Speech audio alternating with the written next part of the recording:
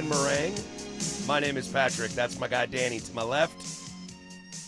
Happy little Wednesday here, hump deep. Good little weensy.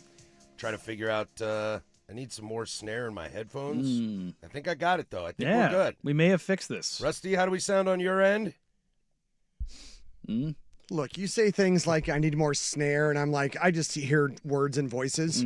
So yeah, you're a bit too much of a musician for me. Yeah, that's what you said this morning. I was like, yeah, Sprague's voice sounds weird. It sounds like a higher pitch, not as warm as normally. And you looked at me, and I believe what you said was, Oh, there we go. God, I hate this show. I think that's Exactly. what you said to me. Yeah. A little bit of this, a little bit of that. Yeah, it's been a wild day out there. You know, I almost murdered Luke Anderson this morning, so there's that.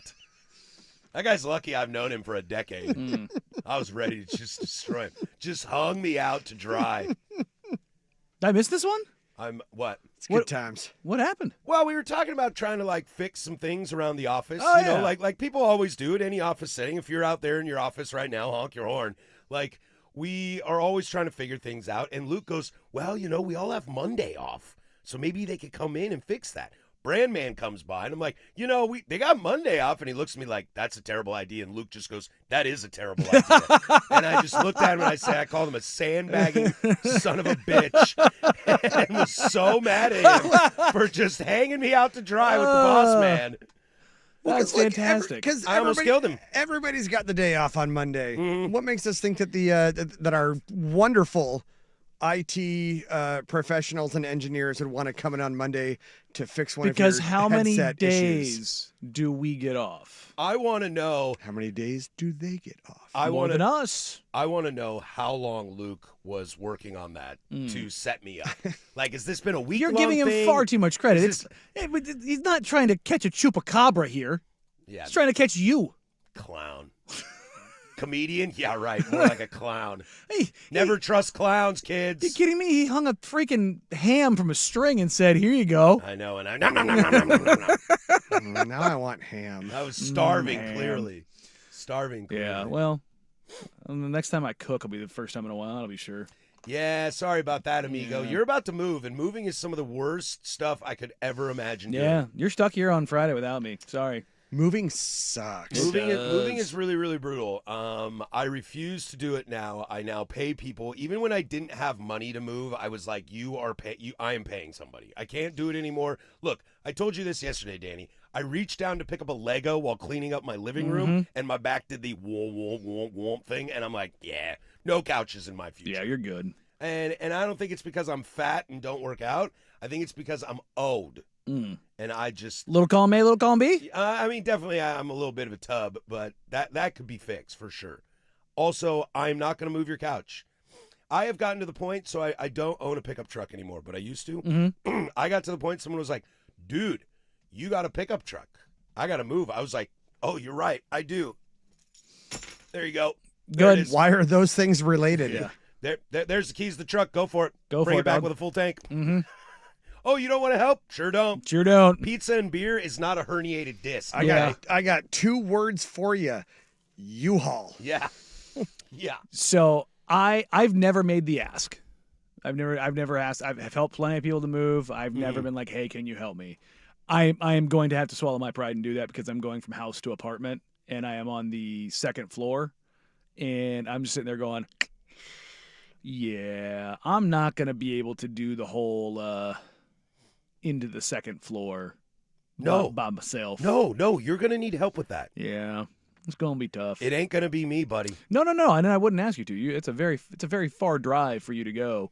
It's not even the drive. yeah. It's the lifting. Well, Look, I know. I don't lift weights because they're heavy, and I don't work out because I get tired. Look, to be clear, I'm glad. Like with what I have left in the house, it's just my stuff, and I've got the couch, I've got the entertainment center, I've got some TVs, I've got the bed, I've got the desks, I got some workout gear. But for the most part, man, who are you signaling over my shoulder for 30 seconds straight? Don't you worry about it. What is happening Don't here? focus high on the prize, Good Daniel. God. I feel like there's an F-16 about to take off behind me, just like, go, go, go, go, go. Sorry.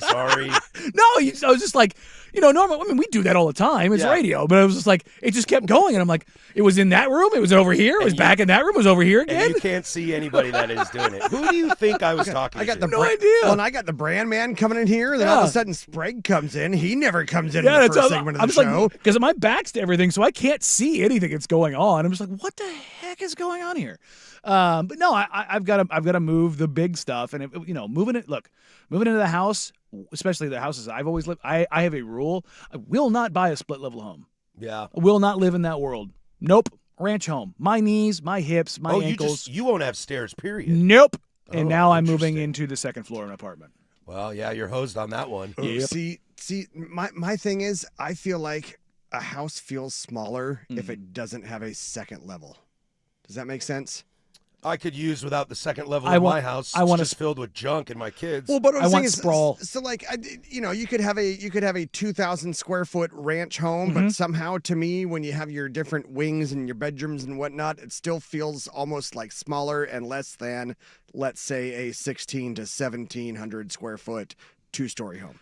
That's just me. Give me French doors or sliding doors just to split it apart. Now it feels big. A couple partners ago, when we split, Mm-hmm. I did not think I did this intentionally, but boy, was it the right move. Mm-hmm. When we split, I just left everything. Mm. I didn't take a couch, bed. I just took my personal items and just moved out. There you go. It was F like, you, yep. F you, Yep, and then I F you, you're cool, looked and at F my- you, I'm out. Looked at my record player and I was like, "You're cool," and my books, and I was like, "You guys are coming with me. The rest, I'm out." Yeah. And that was amazing Mm. because then I moved and everything I owned fit in the back of my pickup truck. See, for me, I don't have that much stuff. Just in general, I'm not a stuff guy. But I mean, I do have a big sectional couch. I do have a big bed. I do have a big entertainment I center. got big stuff. Yeah, But I packed up the bathroom. That took me. have a giant set. There you go. Packed up the bathroom. That took me 13 seconds. I was like, oh, this is way easier. Just genuinely was like, one drawer, dump in bag. One drawer, dump in bag. Every time I get ready to like travel, Mm-hmm. or if I'm like flying, driving, Yeah. wherever I'm going, however it's a week or 2 days, whatever, I always, you start to plan and then I go in the bathroom and I'm like, man, I got to load up my toiletry and I'm done. Yeah, yeah. It takes 2 seconds. Yeah.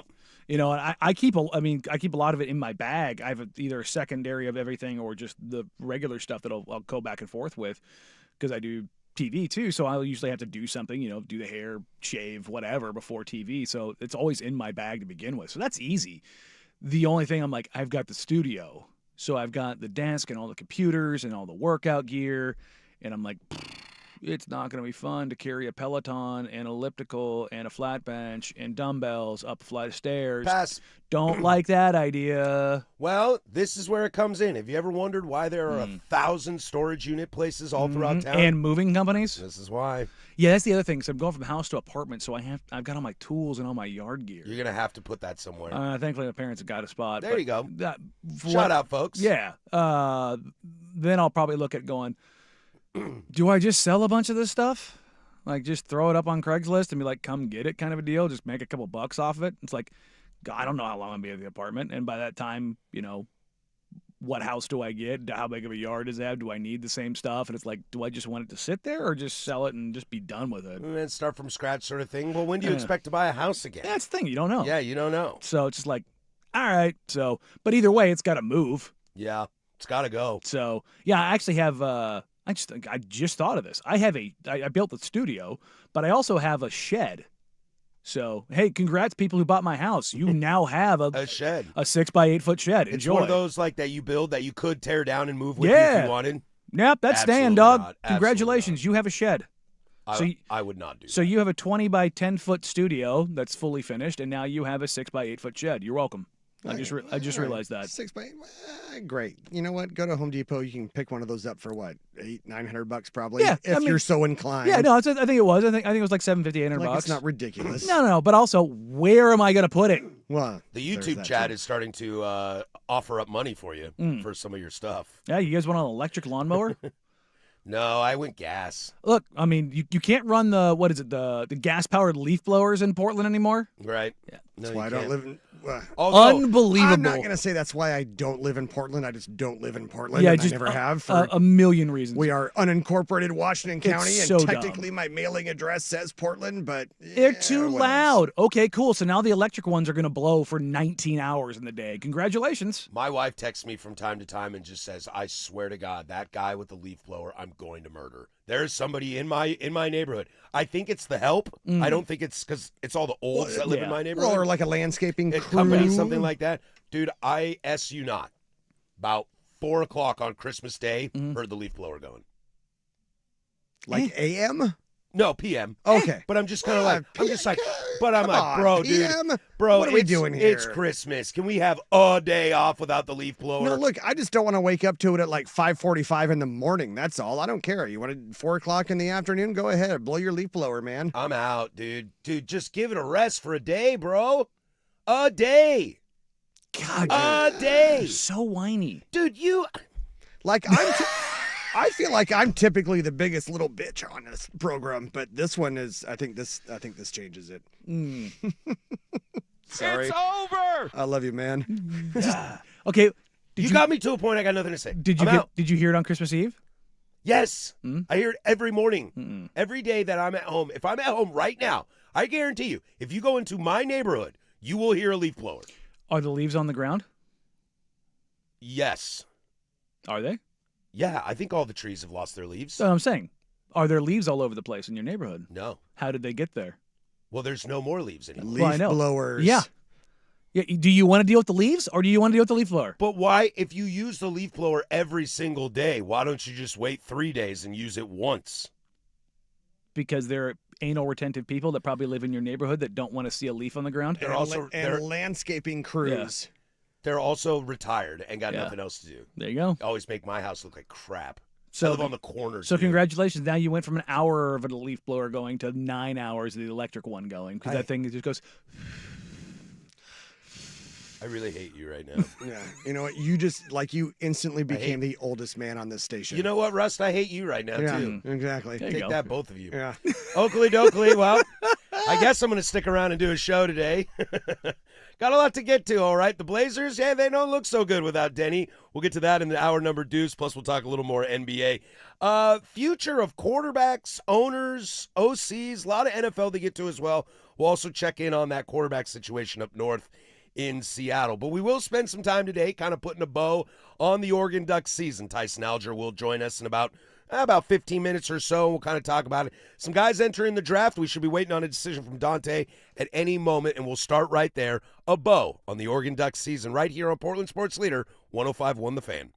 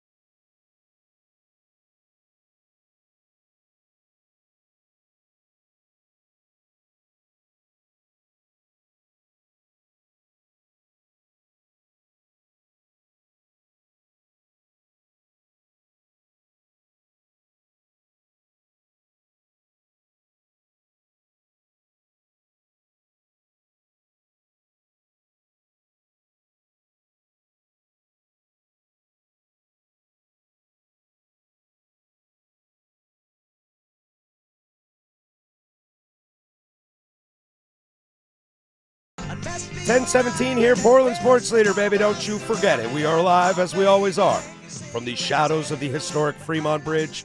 503-864-6326. That's the fan text line.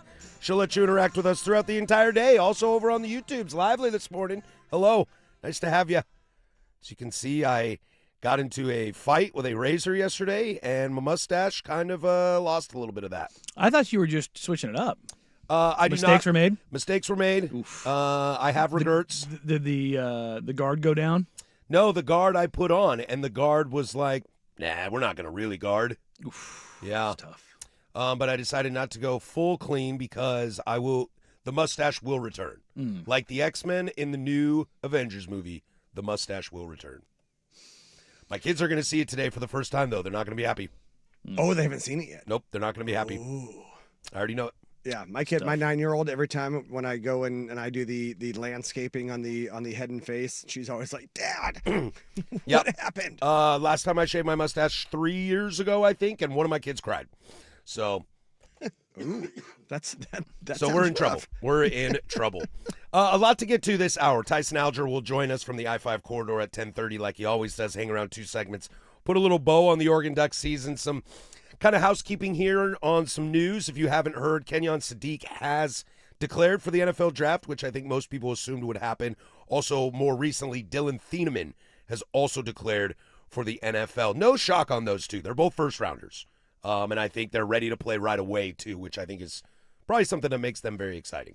Yeah, I mean, Thieneman would be great. He might not be Caleb Downs, but he's No, good. he's very good. and he's a very solid player, and it sounds like he's got a day one grade. Now, will he go day one or day two? But Sure. he's a top 2-round safety. Safeties are an interesting Yeah, I need mean- depending on the year. Yeah, I mean, he's by all accounts one of the top 3 safeties on the board. He So will find a home. yeah, somewhere. no, Yeah. he's a player. There's Someone's no gonna doubt be- about him. Someone's going to be very happy to have Dylan Thieneman. It's like, oh no, we got a long, rangy, athletic, high IQ safety. Oh, this is terrible. Yeah, no, I mean, if you're a team that's picking the top of the second round, like if you're a good team, and you know through trade or whatever else you find yourself with an extra second round pick, and you're like, If he's on the board, I'll go ahead and take that. I'd be very surprised if he was on the board. But you know what I mean? Like this is one of those things. But to see him go in the first round wouldn't be shocked at all. And Sadiq will be He'll be the first tight end. he'll be the first tight end taken, no questions about that. Do you have any concerns about Kenyon Sadiq at the next level? The only concern I have about him at all is he stout enough to be your number one tight end in the run game? It's the only concern You're I not have. worried about routes, No, spans, God, no. anything like that? No. More worried about can he pass protect? Can he run block? Well, but, Can he be the no BS every down tight end? but and hasn't not- he and not just- proven that he is a very, very willing blocker? Oh no, he is. But I'm just saying. I'm talking just size wise. Like to use a comparison of another great tight end with Bowers. That was kind of like nobody questioned whether Brock Bowers could catch the ball and be a playmaker. Nobody they like, and like again, a very willing blocker. But like, is he big enough? And it was like, and then he got out there and you're like, he's fine. You know, look, And because he is basically, well, and the thing is, he's essentially a wide receiver in a tight end frame. yeah, Well, that's the question. Yeah, are you getting like you said, Danny? Are you getting a true tight end, or are you just getting a flashy wide receiver that's bigger than most wide receivers? a mismatched nightmare who's going to be in Yeah. line, who's going to be matched up against linebackers and just I mean, shoot you're up, gonna spit them out. find out whoever picks him. I mean, he is going to be a week 1 starter next Well, year. tell you what, hello, future Kansas City Chief tight end Kenyon Sadiq. I mean, if he makes it that far, Well, you know what I they've mean? got the Chiefs. The latest mock, I just pulled it up. They've got the Chiefs taking Caleb Downs. Oh, that'd be fun. I mean, they need help there too. I'm trying to find Sadiq is actually in this mock. He's fallen further. Can you find a better fit though? Eagles. With I mean, like if Travis Kelsey though is leaving. Yeah. Oh yeah, for You sure. know what I mean? This mock to has Sadiq. slide into the Chiefs. Oh, you could throw the Chargers in there. They've been without really a tight end since Gates retired. This mock has Sadiq as an Eagle, going pick 23. It's a lot later than I That anticipated. seems low Yeah. to me. It seems really Yeah, late I in the was first just- I round. was going to think like 15-ish. So we are on Dante Moore watch today as well, as today is the deadline. So maybe we find out on this show today. We can talk about it when that news breaks and whatever he's going to do, or we'll push it over to tomorrow. I have a feeling he's going to declare. Look, man, the whole idea of like come back, get it better, be better, do all those things. I get it, but you're very likely going to be the number 2 quarterback overall taken, and that means there's a chance that you go number 2 overall. And it was like, well, you don't want to play for one of those bad teams. If you're getting picked in the top 3, you're playing for a bad team. Yes, almost always. Always. No one Unless- has ever gone number 1 and gone to a good team. Unless somehow the Niners trade up and take Trey Lance. But that world exists. yeah. But you know what I mean? Yeah. They weren't good then. Why did they do that? Because they didn't have a Because quarterback. they didn't have a quarterback. And then they took Brock Purdy to be the backup in the 6th round, and, well, that flopped. You know, all she wrote. So, yeah, look.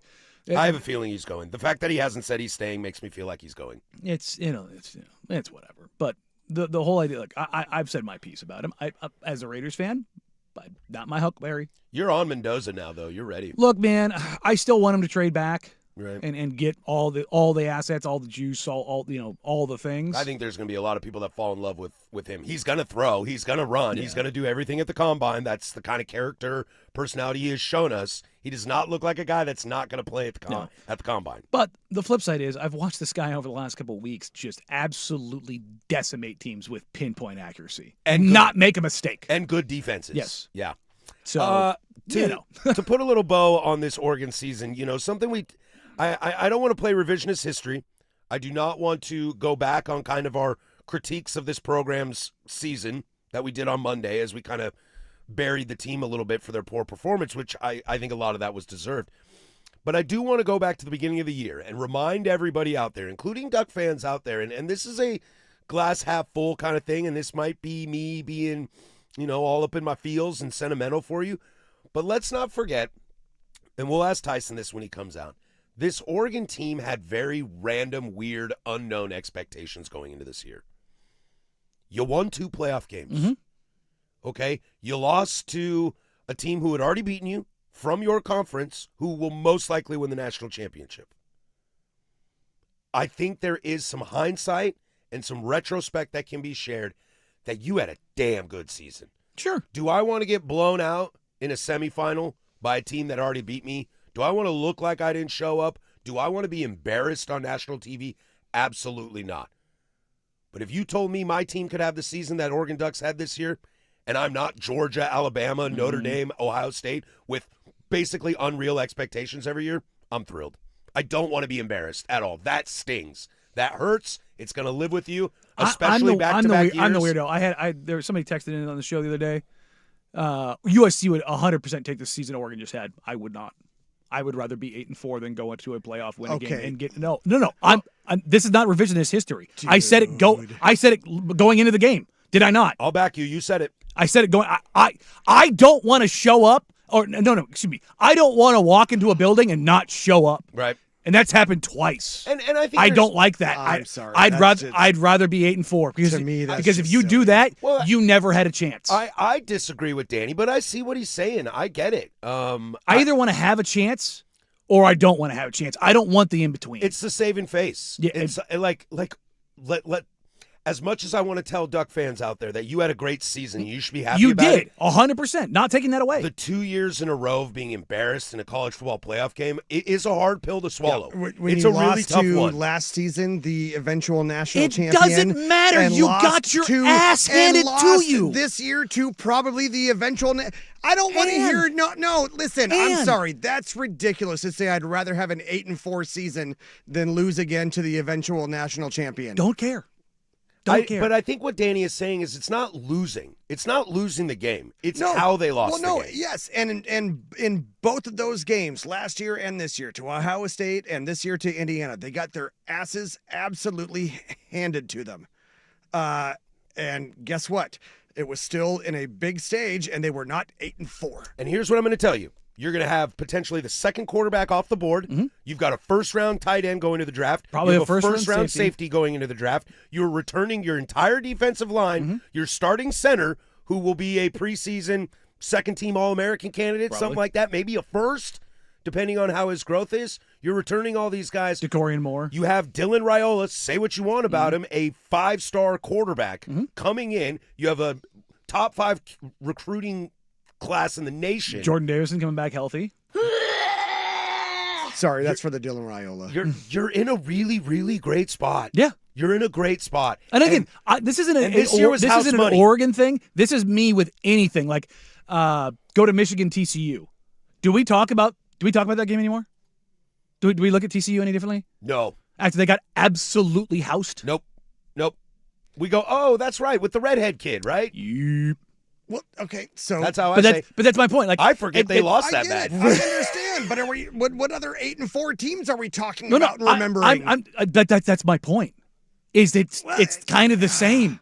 It's kind of the same. Look, there's nothing wrong with Well, getting there. Also, it's kind of not the same though, Danny, because TCU is not a program that's been building. I to get know, there. but I'm just they saying, caught like, lightning in a bottle. What Sonny Dyke did his teams best. have been absolutely blasted on stage? Oh, I think a take, lot have. That's what I'm saying. Take any of those, Dude. I want no part of it. Pre Look, Marcus do you wanna Freeman. Go, do you want to Oh, yeah. have? Do you Pre wanna have- Marcus Freeman, any giant Notre Dame game was a bloodbath. Oh yeah. Again, sorry. Do you want to go like 11-1 in your regular season and maybe get blasted in the playoff, or do you want to go 8-4 and go to the Holiday Bowl? I'd rather go to the Holiday Bowl. I'd rather get blasted in the playoffs. Sorry, No.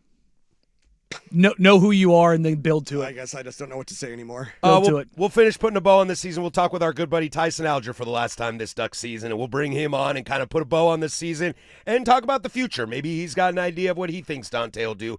We'll keep up with that, and we'll bring him on next. But first, we'll toss to the kahuna with sports. That's that Hawaiian burger joint.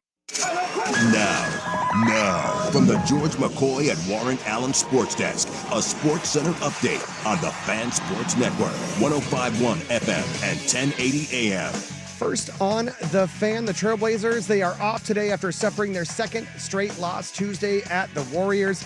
Back home tomorrow night to face C.J. McCollum and his new Atlanta Hawks team. The Blazers are 19-22 on the season.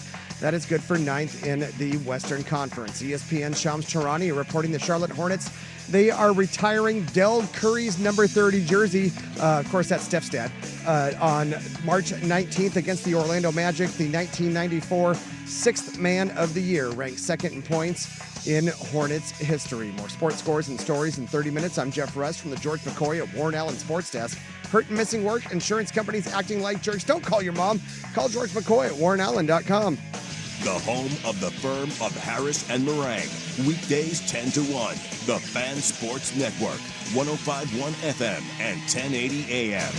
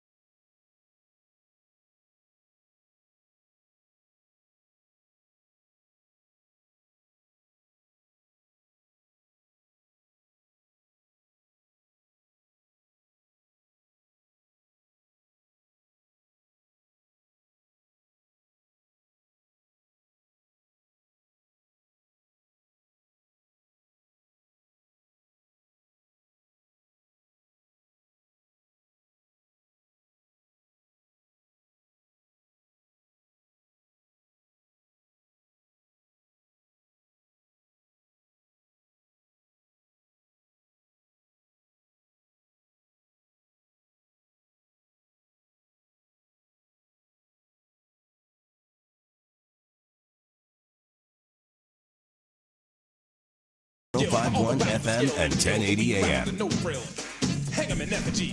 Well, we're hanging out here, eulogizing the Oregon Ducks, 503-864-6326. You can come join the party or jump over on the YouTubes and have a conversation with us about the finish of what will be definitely remembered as one of the better seasons in Oregon Duck history. Do you like how it ends? Obviously not. But I think it's safe to say, this is one for the books. You went further in the college football playoff than you ever have. Now, obviously, it's a new world you live in. It is harder than ever to win a national championship, not just because of the playoff, but the portal, transfers, etc. Coaches leaving, poaching, blah, blah, blah. Entirely new era. Yep, entirely new era. And I will tell you what, if you're an Oregon fan, I think you should smell your own farts a little bit. No matter what the era has been. Oh, like you've got to tell them. No matter what the era has been, whether it's been, BCS, 14 playoff, 12-team playoff, you've been there. You've been a part of the scene for the last 20 years, and that should be great. And on that note, we'll bring in our good buddy Tyson Alger for, I guess, the last time, buddy, from the I-5 corridor. Look out, Eugene, Springfield.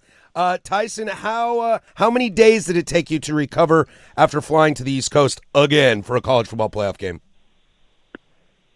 I'm doing okay, and I think part of that was I just strictly from like a work traveling perspective. When the Ducks started this run, when they played Miami when they played in Miami at the Orange Bowl, I was like, you know what? If they lose here, I'm okay with it. I don't have to travel anymore. But then once they won that game and we got to Atlanta, at that point I was like, well, we might as well do the whole thing, boys. I'm ready to go back to Miami after this. And I think it was by the time I got back to Portland after my 8th middle seat flight in the last 2 weeks, where I was like, I'm ready for a nap. I'm ready to put this thing to bed for a little bit. So doing okay now, because football season's over, right? There's no more games to talk about. It's not like there's a national championship between the team that beat Oregon and its former coach coming up on Monday. No storylines at all. Transfer portal, baby. Dylan Raiola. The Ducks are building national championship 2026-27. Here we go. How are you guys? I'm fine, as you can tell. We're all right, buddy. Let's kind of get into that. As you look back on the season, you remember we chatted with you at the beginning of the year. I've tried to say this as much as possible, kind of remind Duck fans out there that the expectations were unknown coming into this year. The offensive line was a giant question mark. Dante Moore as a full-time starter was a giant question mark. How good can the defense be? We knew it would be good. I don't think we expected it to be as good as it was. Does the loss to Indiana, and we can get into that game in a moment, does the loss to Indiana in the fashion it does wipe away all the good thoughts of an Oregon Duck season? Well, it sure felt like that at the time. I think a good portion of that is the fact that this is what happened in the biggest game last year with Ohio State, where there's all this run up to it, and then it's really over before it gets going. But as you said, coming into this year, I thought this was a 9 to 10, 11 win team. We thought they had a lot of talent. It was just unproven, and there were so many question marks that I don't think any of us were ready to predict at the time that the Ducks would be part of the Final Four. But the thing about expectations and predictions is we might not have had them, but as the season progressed, it became clear Oregon was a playoff team. This was a really good Ducks team, and especially they win their first 2 playoffs games, and you get to a Final Four where none of those traditional big bad bullies were there, right? There was no Alabama, there was no Ohio State, there was no Georgia. You look at the field, and Oregon is the most accomplished out of those 4 over the last 20 years or so, and you can look at the rosters, and the Ducks had far and away the most talent on their roster. I mean, there's this whole blue chip percentage thing that used to be the determination of college football, and Oregon had all that in its favor. So, yeah, that might have not been where we were expecting them to be, but by the time they got there, Oregon deserved to be there. And I think Oregon fans were right to start thinking about what this could turn into. And I'm not shocked that they lost to Indiana. Indiana is one of the best college football teams I think I've ever seen. But to go from a game that was a 10-point game at Autzen in October to this one where there's just so much hype and anticipation, and you saw Miami win the night before, and you have the potential of a Miami-Oregon title game, and then for it to be a pick six 2 seconds into the game, I don't think the season was a failure by any stretch of the imagination, but that Indiana game specifically was one of the bigger letdowns that I can remember covering Oregon football, just because they were uncompetitive the way it happened and what was at stake.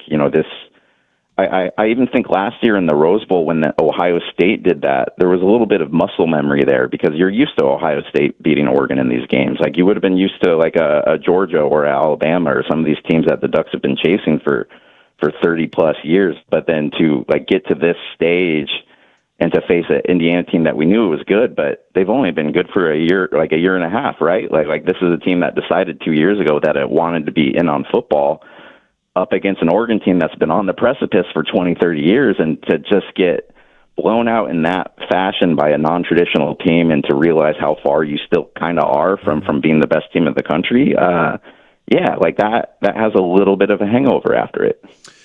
I think that's a good place to go, Tyson.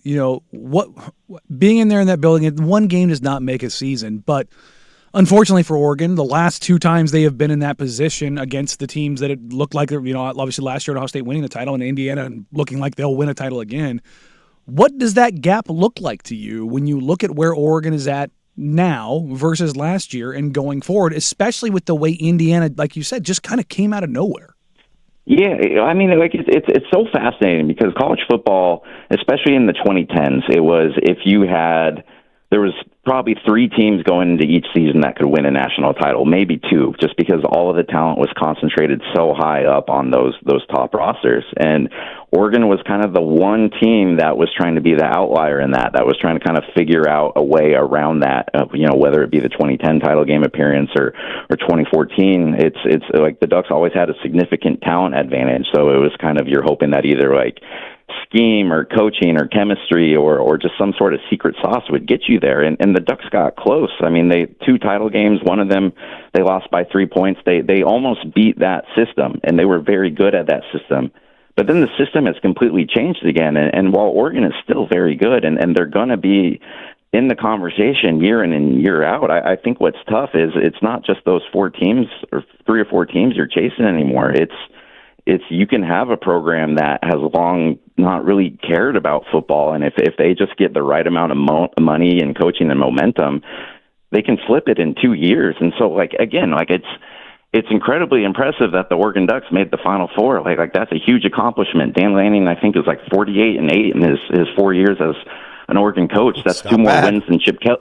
That's 2 more wins than Chip Kelly had over that span. But then when you kind of take a step back and look over it, it's like, okay, Oregon wasn't close to beating Indiana this year, and Indiana's especially after being there in Atlanta and seeing, boys, when I tell you every hotel, bar, sidewalk, restaurant was just all red. Like it was 100-1 Indiana fans to Oregon fans there.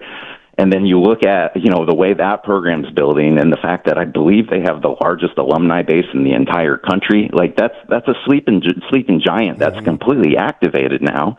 And I think other programs around the country are going to take a look at that. Other billionaire boosters are going to take a look at that and be like, oh, that's kind of fun to get into. Like, I want to be the Mark Cuban being interviewed on the sidelines before a national semifinal game. Like, there's a completely new route and avenue for other teams to get in this. And while Oregon is still executing at a very high level, and Oregon has all of its stuff together in terms of NIL and transfers and Division Street and all that, it's not just 4 or 5 programs that can be in this discussion anymore. You could go into next year and there could be I think both Miami and Indiana weren't even in the top 10 preseason this year. Like they kind of came out of nowhere. And so I think that's what's a little bit frightening or disheartening for Oregon fans is like the Ducks are still very good. Like I don't think that you should come away from this game or the season and start doing like the existential crisis. But I just think that the ability for other teams to get in on this is a little bit easier now, and that just kind of dilutes the chances that the Ducks have of being like that one team that's coming up and can be the one that upsets these other teams when Indiana just did it in 2 years. He's Tyson Alger, the I-5 corridor. Look out, Eugene Springfield. I love that you brought up I want to be that billionaire, because I think the biggest thing I learned over that game was that Mark Cuban went to Indiana. I did not know that until he said the famous quote, they're going to be a lot happier with the number on my check this year. Let's put a pause on this. When we come back, let's get into the future of Oregon Ducks, Tyson, and kind of we've got some guys declaring today, some transfer portal news, etc. We're all waiting on Dante. We'll put a pin in this and come right back. He's Tyson Alger, the I-5 corridor. Look out, Eugene Springfield. And this is Portland Sports Leader 105.1 FM and 1080 AM.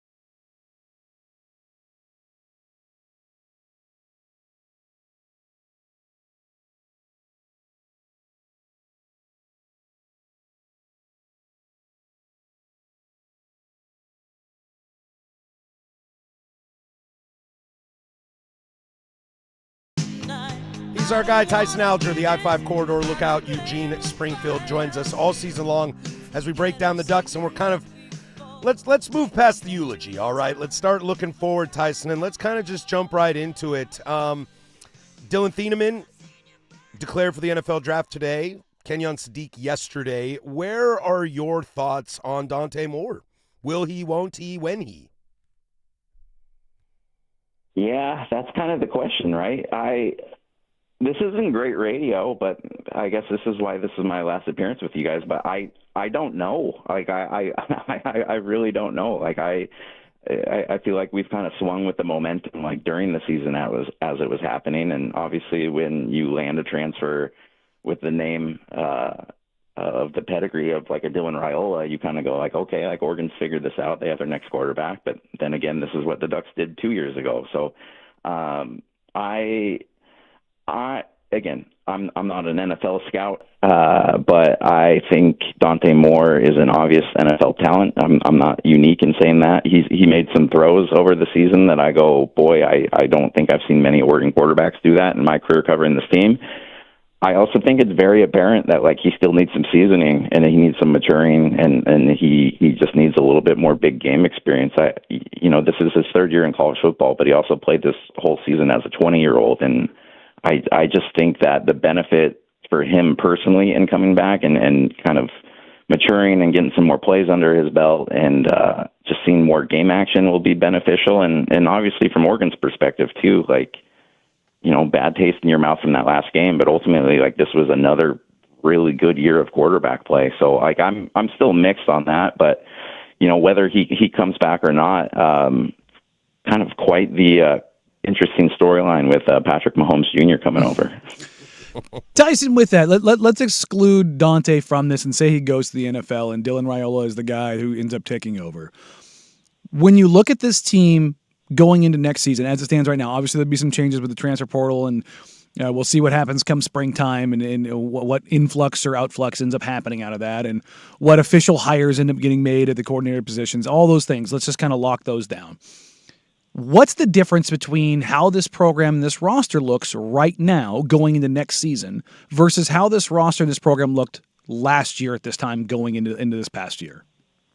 Yeah, like I think at least a little bit more about like where your production's going to come from. Like I think it's safe to say like DeCorian Moore is going to be the number one expected receiver going into next season, and obviously it hurts to lose somebody like Kenyon Sadiq's talent, but Jamari Johnson behind him was really good, and he's coming back too. Having Poncho at center is a huge thing. I do really think they need to upgrade at some of the tackle positions.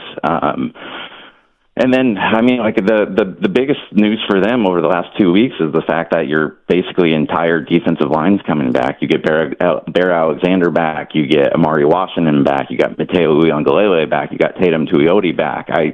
I'd venture coming into the season, we probably would have predicted at least two of those guys would be off to the NFL. So like you have experience and talent coming back at key positions. Obviously, this is a roster with how Oregon and college football has gone the last few years that, they're still going to add through the transfer portal. And, we've seen that a little bit with what they've added in the secondary. I wouldn't be, with what they've added at quarterback, I wouldn't be surprised if they take another receiver in at some point too. But yeah, I mean, like I think the frame is there. The bones of the house are still good. It's just kind of about accentuating it, and that's what Oregon's been pretty darn good at in the portal. It's just, it's a little bit tougher too when you've lost two of your coordinators and you were also playing football until the middle of January.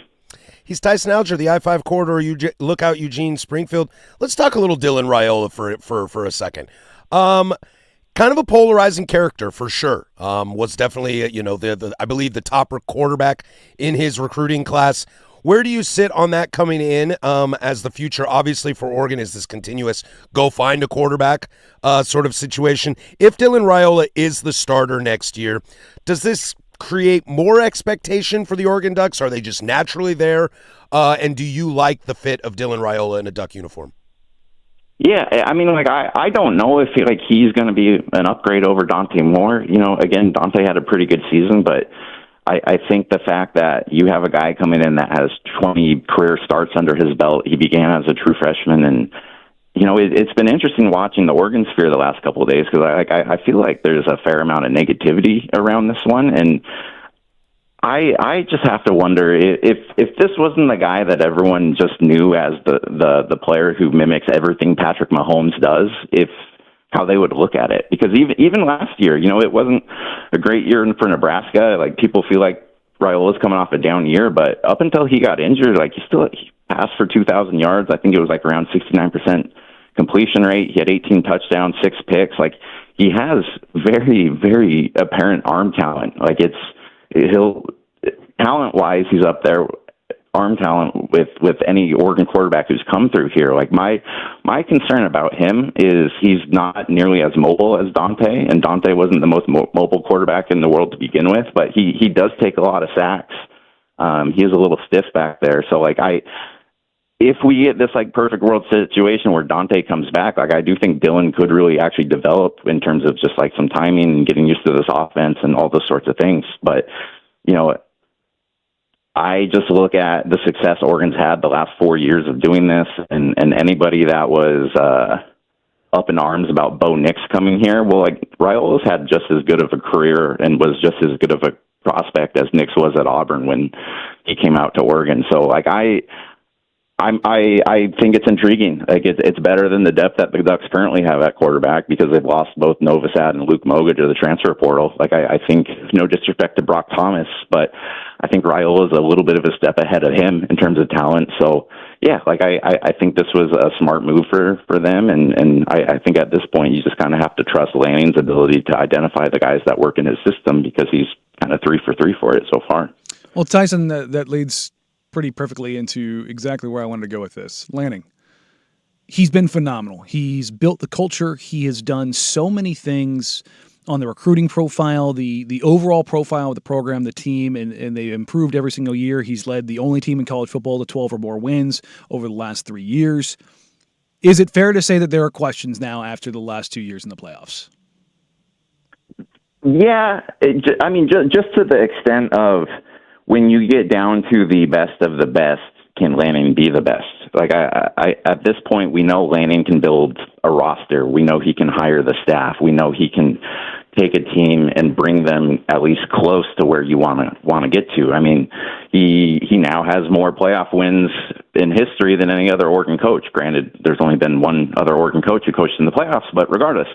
48-8, like, that's fantastic. But, like, ultimately, like, the Ducks have gone down to these scenarios, and we've seen them absolutely fall on their face in their last 2 biggest games. Or, you know, you can go back 2 or 3 years ago to the 2 losses that they had to Washington by a combined 6 points. It's just tough. Like, there's only one team that can win the national championship every year. The Ducks lost to that team twice this season. Like, that's hard. But at some point, especially in like the age-old argument of like, well, Oregon actually upgraded after Cristobal left because Lanning can do the recruiting stuff, but he's actually a better on-field coach too. Well, Lanning and the Ducks have gotten pretty severely out-coached in their last 2 season-eliminating games. So I think, 9 out of the 10 boxes Lanning has checked, and you wouldn't really trade him for anybody in the country in terms of like what he's been able to bring to Oregon from talent, stability, and just the fact that he wants to be here. I mean, he's going to be starting his 5th season with the Ducks. Nobody's done that since Bellotti. Like, this is kind of the uncharted waters that he's about to bring the Ducks into, but it's just still that like last big hill, and because Oregon's been so good for so long, like that's the big focus. And so again, like, this wasn't a failure of a year. All those wins he's had in 4 seasons is incredible, but ultimately this is a coach that, because of his pedigree and what he's being paid and what the expectations were for what he's bringing to Oregon, you got to win some of these, especially when it's not like a blue blood that's coming out and beating you. Like, it's funny, coming into the start of the year, I think a lot of people would have had Lanning as one of their best 2-3 coaches in the country. Well, he's definitely gotten leapfrogged by Cignetti. Granted, everybody in the country's probably gotten leapfrogged by Cignetti, but it's just kind of Oregon's in an interesting place where they're always going to be good enough to be in the discussion, but they need a few things to go their way, and at some point it's got to be a game plan, right? Mm-hmm. He's Tyson Alger, the I-5 corridor. Look how Eugene Springfield joined us all season during the Ducks' playoff run as it came to an end against Indiana. Tyson, I want to make sure you know you can come on this show whenever you want. You are not done forever. Well, what are you guys doing at like 11:15? Like, I got nothing. Well, Danny's out on Friday. Maybe I'll just have you come in and hang out with me for 3 hours. That would be kick-ass. That would be kind of fun, Tyson. I'll text you afterwards. Maybe we'll work something out like that. Give us a pump. Tell us what you're writing, how you move on from the Ducks season. Yeah, we're still just kind of doing some of our kind of putting a bow on season pieces. Like I've had two of my kind of looking at the disaster that it was Indiana, but I think towards the start of the end of this week, we're going to look a little bit at how the roster is setting up here for 2026. And also, fellas, I'm sure I'll see you there, but it's like the Timbers introductory press conference for the start of the season on Thursday. So, yeah, can't wait to see you guys there and talk some soccer. Well, I'm definitely going to be pushing some Timbers this season, as I think it's kind of a big year for old Ned and Phil as well. So I'll definitely swing you in during the season as well. We'll talk a little Timbers. Yeah, sounds great, boys. All right, be great, Tyson. We love you. All right, thank you. Thanks, brother. That is Tyson Alger, the I-5 corridor. Look how Eugene Springfield jumped on and joined us all throughout the Oregon Ducks season. I'm sure we'll have him back next year, and then check in with him throughout the offseason as well. Yeah, if the Ducks dude. make a little bit of a NCAA tourney run too, we can do something there. With the old used car salesman Dana Altman? There you go. It's possible. It's possible. When we come back, speaking of basketball, I don't know how much basketball was played last night. How the Blazers' first look with no Denny Avdia will lead off hour number 2. We'll catch you then, 105.1 FM, 1080 AM.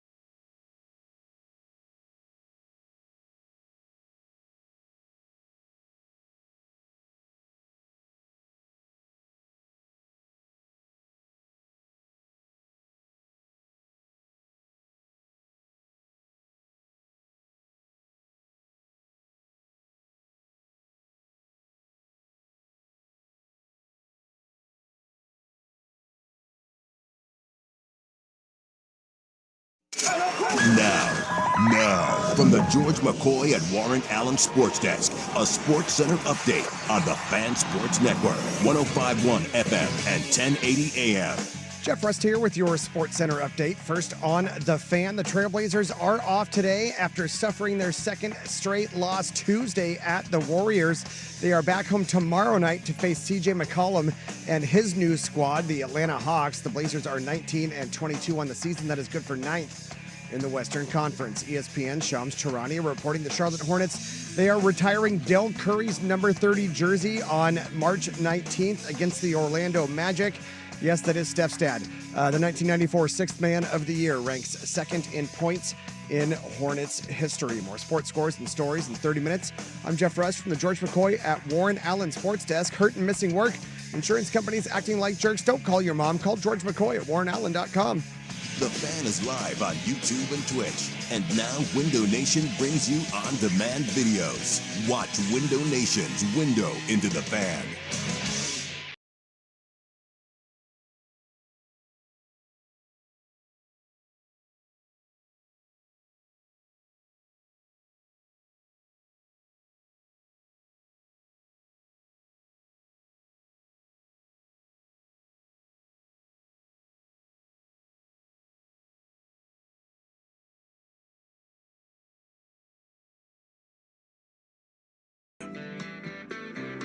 All right, hour number 2 is here on Portland Sports Leader.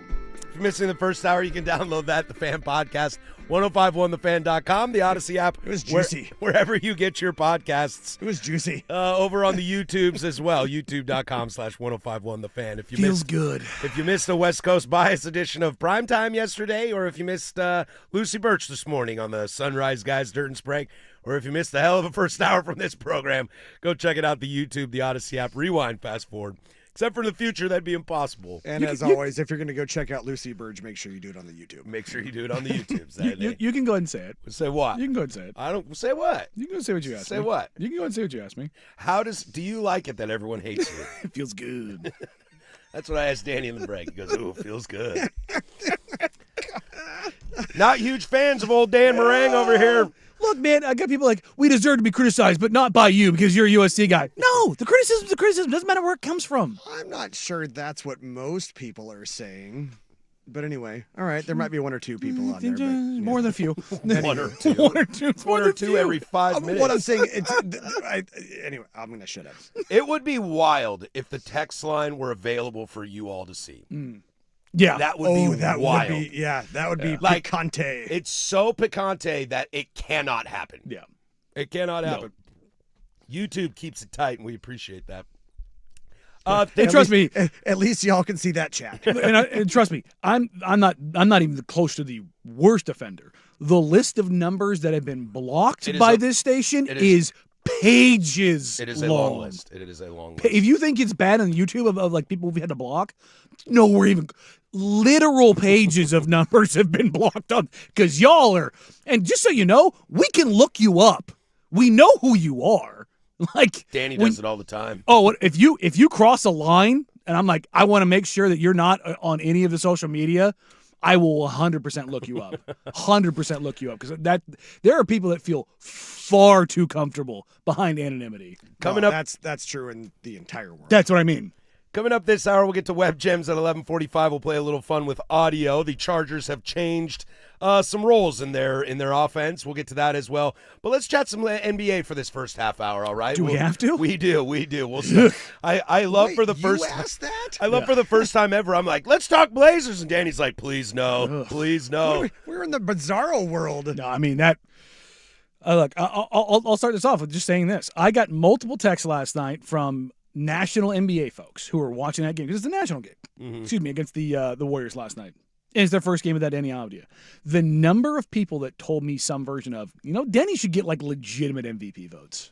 Well, it's the proof of MVP. It's like, how bad they are without him is just staggering. Well, see that, and just real quick, that is a discussion that does not happen around these kinds of votes enough. Is that when you see a guy who's even on a middling team, a ninth place team, and you can see his importance to that team, he's still never gonna sniff it. Oh no, he'll probably get top 10 MVP votes though. Like he'll probably finish in that group legitimately because his production's so overwhelming. Blazers lose last night to the Golden State Warriors 119-97. And it wasn't even that close. Caleb Love, first start of the year for him. Correct? Am I correct in saying that? First start of the year? Think it's his first start. He might have started one other. City's got more starts because they've been wing short for sure. But for sure. nothing really went well last night for the Blazers. I liked seeing Drew Holiday play 21 minutes. That's an increase from the previous game. 16-21. So, stoked on that and get him back into the offense as soon as possible. But, we had this conversation yesterday, Danny, about this is the opportunity to see some guys step up. Can Donovan's offense continue to evolve? Can Shane be a number one? How do the rest of the guys respond to the situation? And the answer is all of it was very, very doo-doo across the board. And it's tough. They're doo-doo. I think, thanks, Q. I think the NBA can be fairly critiqued at times about effort on all teams, all superstars. Sure, any given night. Even LeBron James himself. There's 82 of them things. Takes nights off, okay? So that's how it goes. I was a little disheartened to know that the first game you played without Denny was, not today. And I don't know if that comes from coaching staff, if that comes from if that's some sort of underground that we're going to take today off and try to figure something out.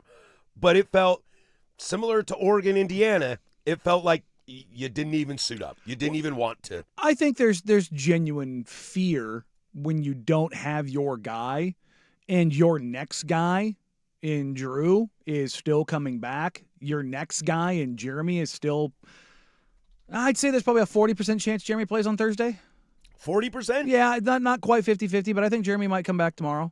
That feels awesome. Yeah, if he's not back tomorrow, I think he'll be back Saturday. Just reading some tea leaves, go down that route. Can we look, and this is one of those non-basketball on court things, but can we maybe also chalk up last night to it being a single road game heading down the coast and then coming back home for a couple more games? You could, but I don't think it's that. I think more than anything, it was a punch in the gut knowing just how good, how valuable, how productive, and if you want to go about the off-the-court side of it, what Denny means as a leader.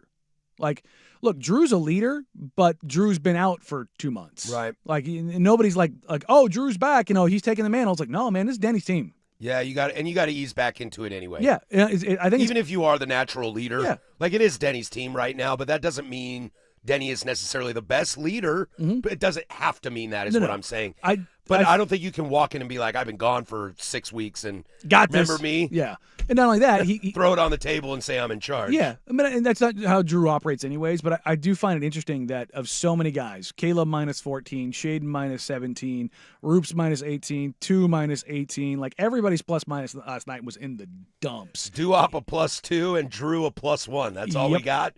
That's all we got. One got hit. Yeah.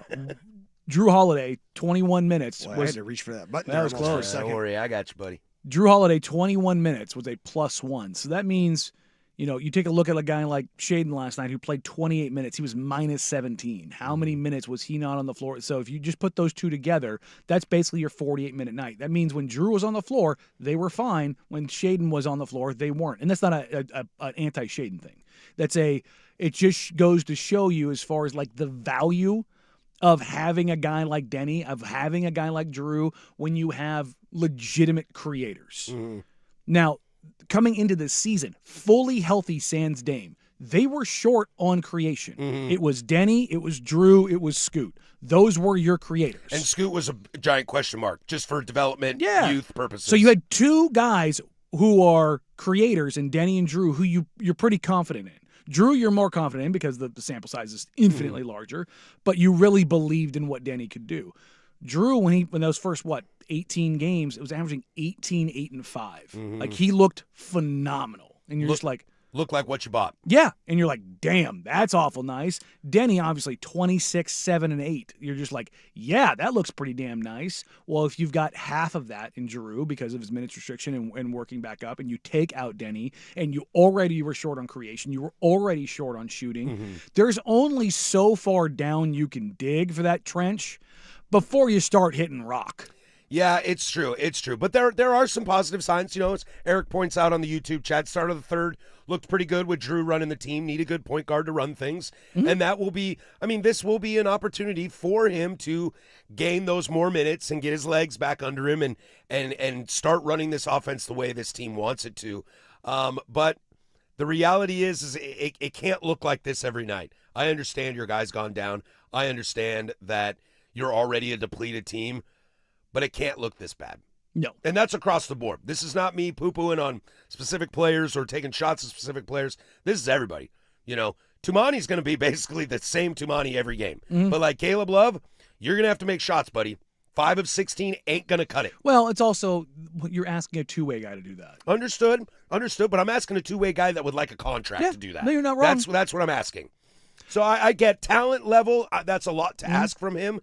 But if you want a contract, bud, let's take Caleb Love, for example, here real quick. If Caleb Love is not signed by the Blazers, he's not in the league. Oh, somebody else would have given an opportunity. Understood. But with all the injuries in front of him. Oh, sure. It's worked out really well. He is not getting this sort of playing chance ever, anywhere. No. I mean, maybe it falls somewhere else, but he is very, very lucky to be here. And I mean that in a positive for him. I loved him in college. I think he's a really fun player in college. Translates to the NBA, not as awesome. But now's your time to shine. Also, like we said yesterday, and watching that game last night pisses me off too, because now I got to look you in the eye and say, Shaedon, be better. Yeah. Donovan, be better. I need you guys to be better. Okay? The cities, the Calebs of the world, they're kids. None of that. The ask is not there because you're looking at guys that are on two-way contracts that are just trying to find a role in the league. I'm not asking Young. Shaedon, you've been paid $90 million. It's time for you to do the thing. Donovan, year 2, look, you still have plenty of runway to figure stuff out, but, I mean, look, you can talk about how the Warriors put him in a weird position and, they play smaller and blah, blah, blah. Figure it out, dog. I know. Do you want to be an everyday 30-minute-a-night starter? You can't be a guy that gets played off the floor, or you allow your weaknesses to really, really limit what you can do. You got to find something else to do, and that's really the ask, because this Golden State team, not only did they beat the crap out of you, they did it scoring 36 points in the paint. They just nuked you all over the floor.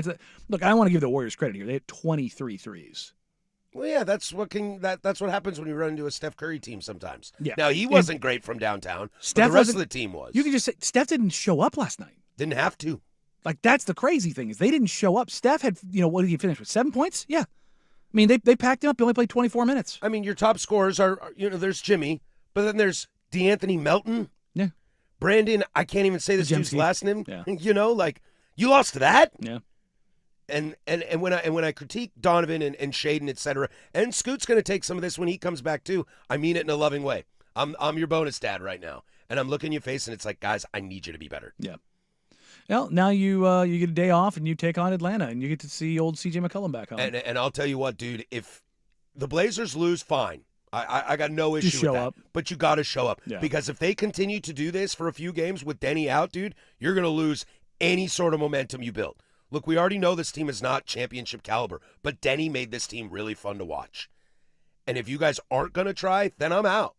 I'm out. I know you're not, because it's your job and your livelihood, but it's certainly frustrating. And we'll continue to talk. I'm not saying this show's out on it, but from an investment level, I'm out.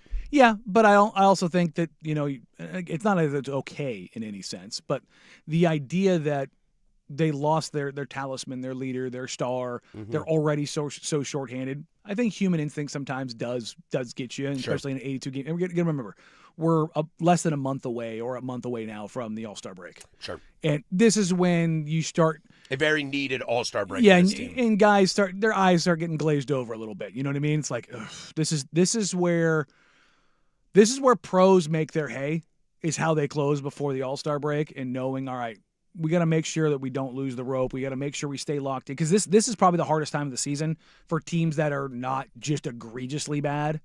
Because if you're egregiously bad, you know what you are going into the season. This is a team that does fancy itself a play-in team and wants to make a play-in and wants to have the opportunity to have a game or games that matter. And if you're going to do that, you've got to claw, fight, scratch, do all the things necessary to find yourself in games. When we come back, let's stick in the association. This ain't our Super Bowl. It's just another game. But is it? Are we really building something here, or is this forced? Or a little bit of both. We'll stick in the association next. We'll go to Oklahoma City, 105.1 The Fan.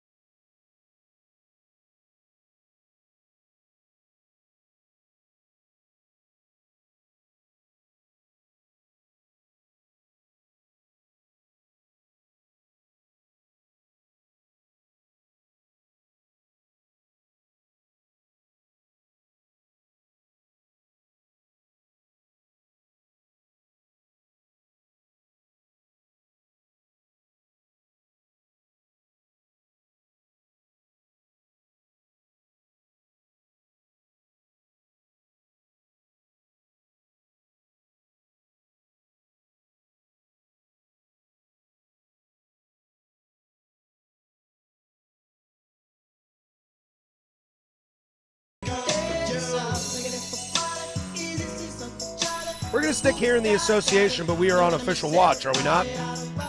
Dante Moore is set to make his announcement here in just under 15 minutes. Dude, you know what? I don't want to derail us too much right now, but if a college quarterback is going on ESPN to announce their decision, that just reeks of I'm gone.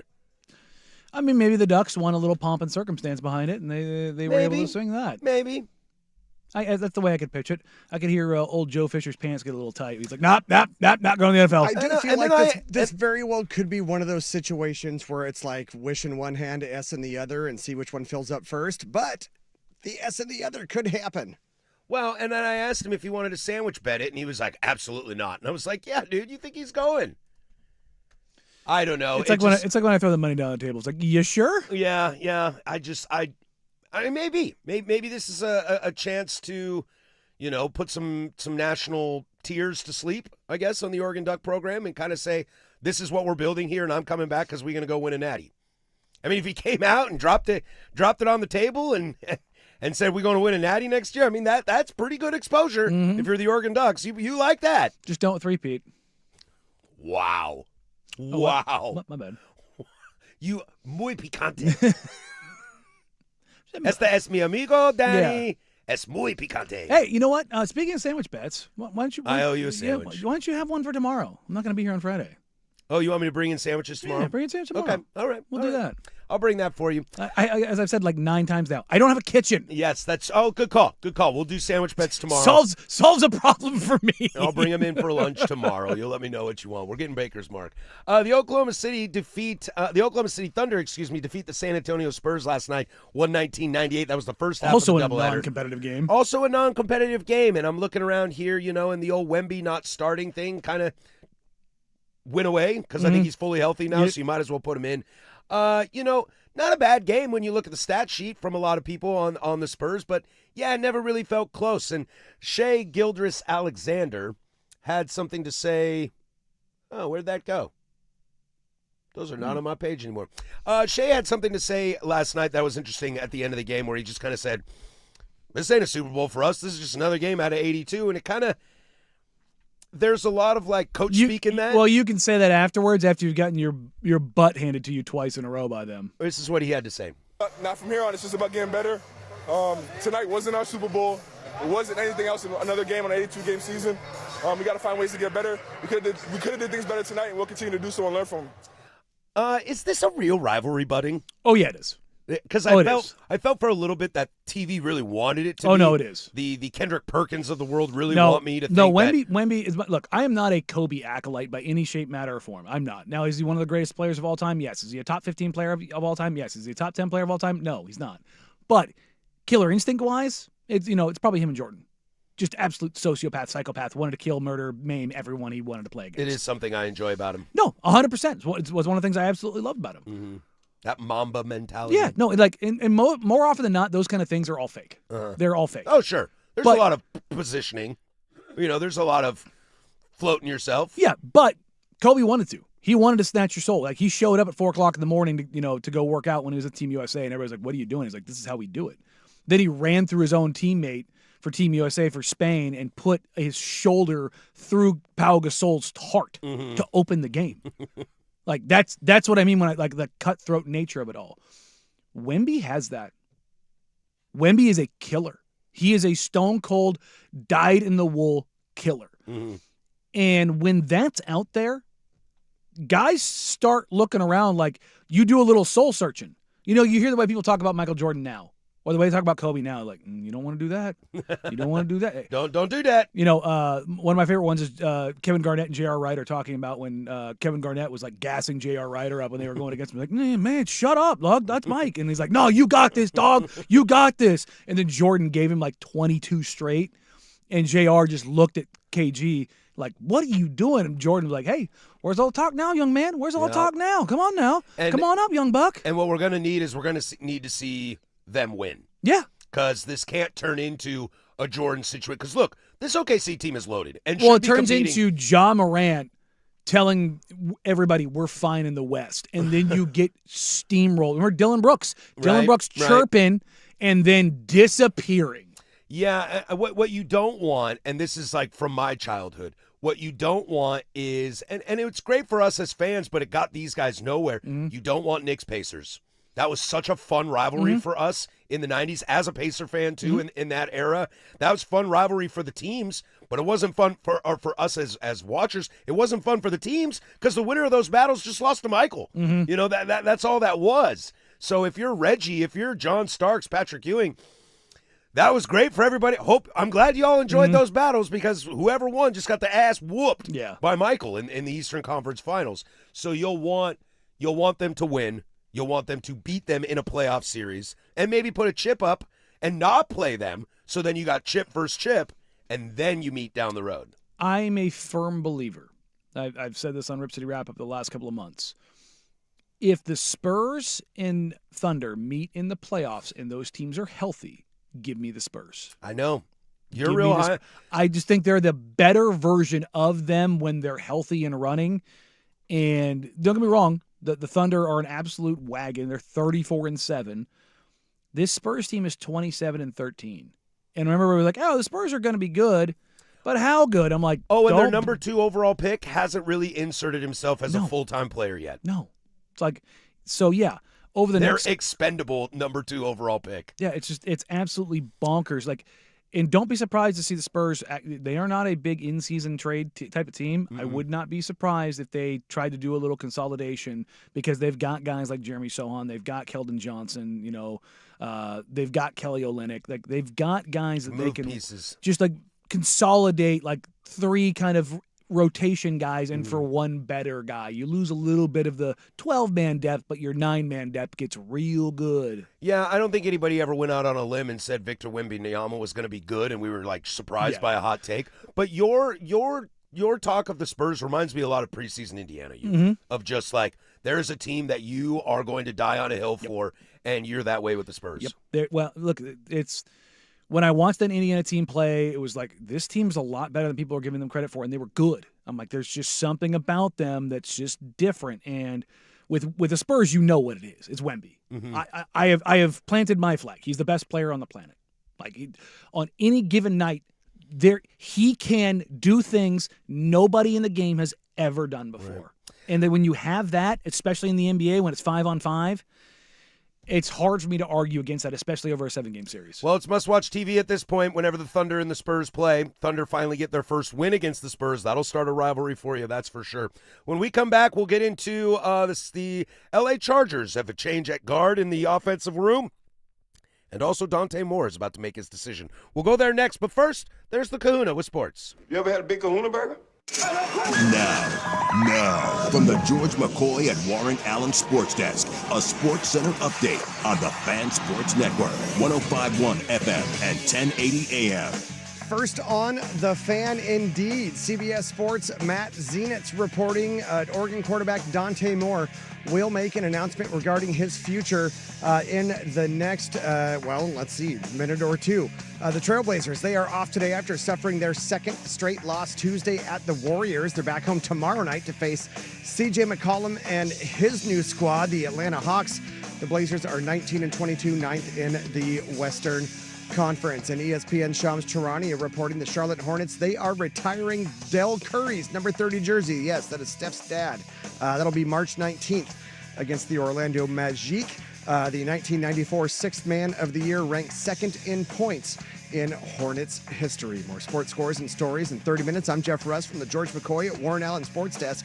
Hurt and missing work? Insurance companies acting like jerks? Don't call your mom. Call George McCoy at warrenallen.com. The home of dirt and spray. Weekday morning 6 to 10 a.m. The Fan Sports Network, 105.1 FM and 1080 a.m.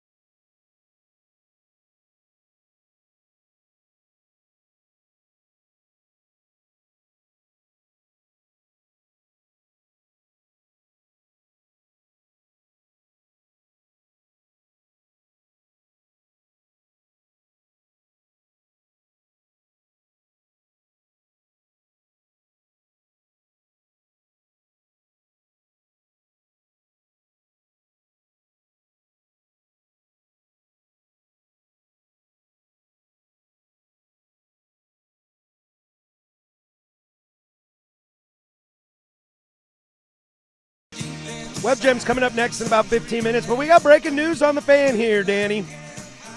I don't know if you guys could hear through the walls or the commercial break or the turned off microphone the roar of applause that came from The Office as Dante Moore has announced that he will return to Oregon next season. And listening to it live, it was everything he was saying, Danny, it sounded like he was going.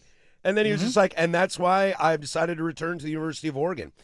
QB1, I mean, I know that Lanning will spend all the offseason saying it's a open competition between Raiola and Dante, but he's gonna do Dylan a favor, and Dante will be the guy, but it's it's open, blah blah blah. But Dylan will know the deal behind the scenes because Dante doesn't come back unless that's in stone. Exactly, and now you've got an Oregon Duck team. Whether you like him or not, Dante Moore will be a top 3 preseason Heisman candidate. Probably be him, Arch again. They'll drum up Arch and Julian Sand. I wonder if we can keep this up there. Not a chance in New York. Brandon J. Sprague, 528 on Dante Moore's Heisman chances. That's from last year. And we can leave that up. He might sing a different tune now because he will be a preseason Heisman candidate, big time. And Oregon will be, just this alone, Oregon will be a preseason top 5 team. I don't think it's just that alone. But, I mean, I think this will throw it over the top. In fact, probably. Dare I say Oregon may be preseason number 1 next year. They'll have, quote-unquote, the best quarterback in the nation. I'll take that sandwich bet. I'm not making that bet. Yeah. I just wonder. I think they'll be 3, 4, 5 in that range. I don't think they'll be top 2. I mean, a lot of it still needs to shake out. We still got to kind of see what everybody does in the portal. But Dante will move the needle for the national. Don't be surprised if Indiana or Miami ends up 1-2. I think it just depends on what both of them do at quarterback. I mean, we know what Indiana's doing at quarterback. We don't know what Miami's with going to Hoover. do. Yeah. Uh-huh. So, selfishly, I'm like, hey, Dante Moore's back. Guess what? The number 1 overall pick for the Raiders just skyrocketed in value. Well, let's go there. Let's talk about it, because Dante going back to Oregon has more repercussions than just the Oregon Ducks football program. You're correct. Because it's the gap between Fernando Mendoza and Ty Simpson among evaluators. Let me go ahead and pull this mock draft up. Well, the gap between the two are huge, but you know what's bigger? The gap from Ty Simpson on. Yeah. So now this could be a draft year where people just aren't interested in quarterbacks. That's never the case. I know. It's always somebody. But look, you want your team to not be interested in a quarterback. Talking to our bro out there, Jake. You know, he was like, it's win-win for me because I'm a Jets fan, and it's like, oh boy, I hope you like Ty Simpson in that jersey. But it does give you a ton of leverage because people are going to fawn all over Fernando Mendoza. The gap right now, as they should. The mocks have obviously Mendoza 1, Simpson is in the 20s. It's a pretty sizable gap. So that is a large gap. If you're a team that wants a quarterback, look, the Raiders may just take Mendoza. Like I said, maybe I've talked myself into that. But now the value of that, because there's not we'll just take whoever at number 2. That doesn't exist. No, it doesn't. If you're the Jets, you're real pissed off right now. I think you're really upset. Look, I'm telling you. I told Jake this. He's a big Jets fan. Tell you what, we can swap ones. You give me everything that you got for Sauce Gardner and everything you got for the defensive tackle, Quinnen Williams. We'll call it good. You want the quarterback? Go ahead. I'll take the number 2 overall pick. And now I'll take, give me Ruben Bain. Or give me the tackle from Miami. Or, who do they have right now listed as the top lineman? Woods from Clemson, the defensive lineman. Yeah. Give me that monster, or give me Arvell Reese, the Ohio State linebacker. I've seen Carnell Tate in there, but yeah, like let me have that. Let me go ahead and build with that. I'm good with that. Yeah, it'll be really fascinating. I think also the Giants are also pissed off as well because now that's another team not drafting a quarterback in front of them. Because they're going to want people, they're going to want quarterbacks to go because they're fine with their guy. They're not drafting a quarterback. They want best player on their board. Right now, they're projected to take Carnell Tate, wide receiver out of Ohio State.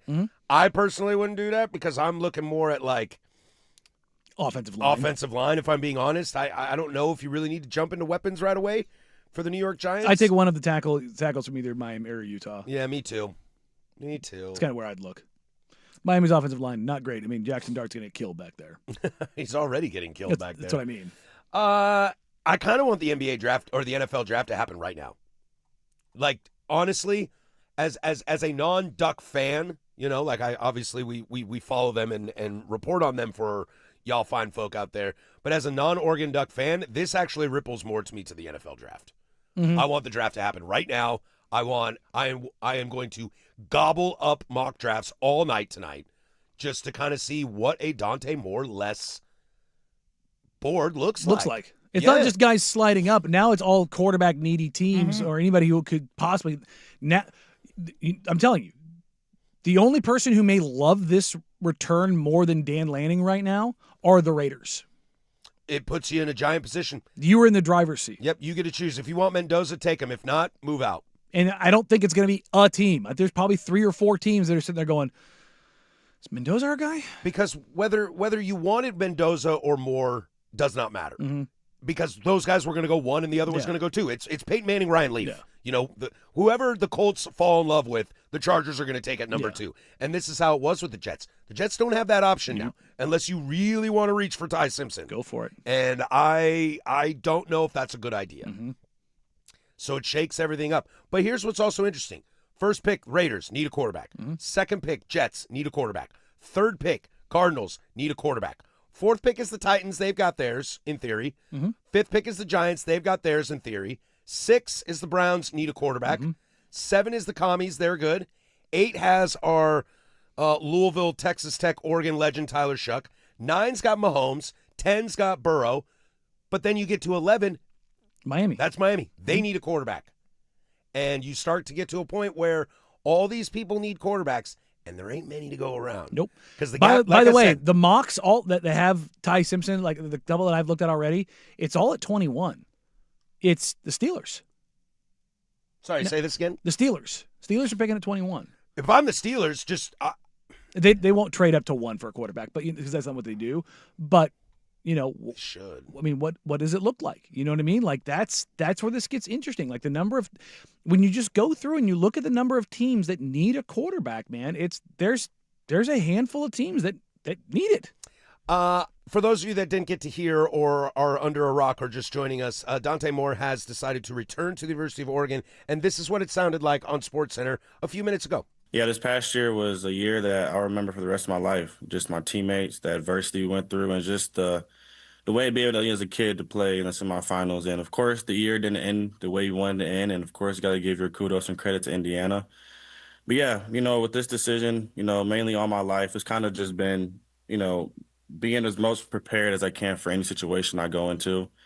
And when it comes to me just making my decision, of course, I want to feel most prepared and, it is best for my situation, especially as a quarterback. And with my decision, it's been very tough. I prayed a lot about it, talked to many people, my mentors, and people I just look up to. And with that being said, of course, I'll be coming back to Oregon for 1 more year and being able to play for the Oregon Ducks and, of course, reach our goal and be national champions. 503-864-6326. Y'all are excited, and you should be.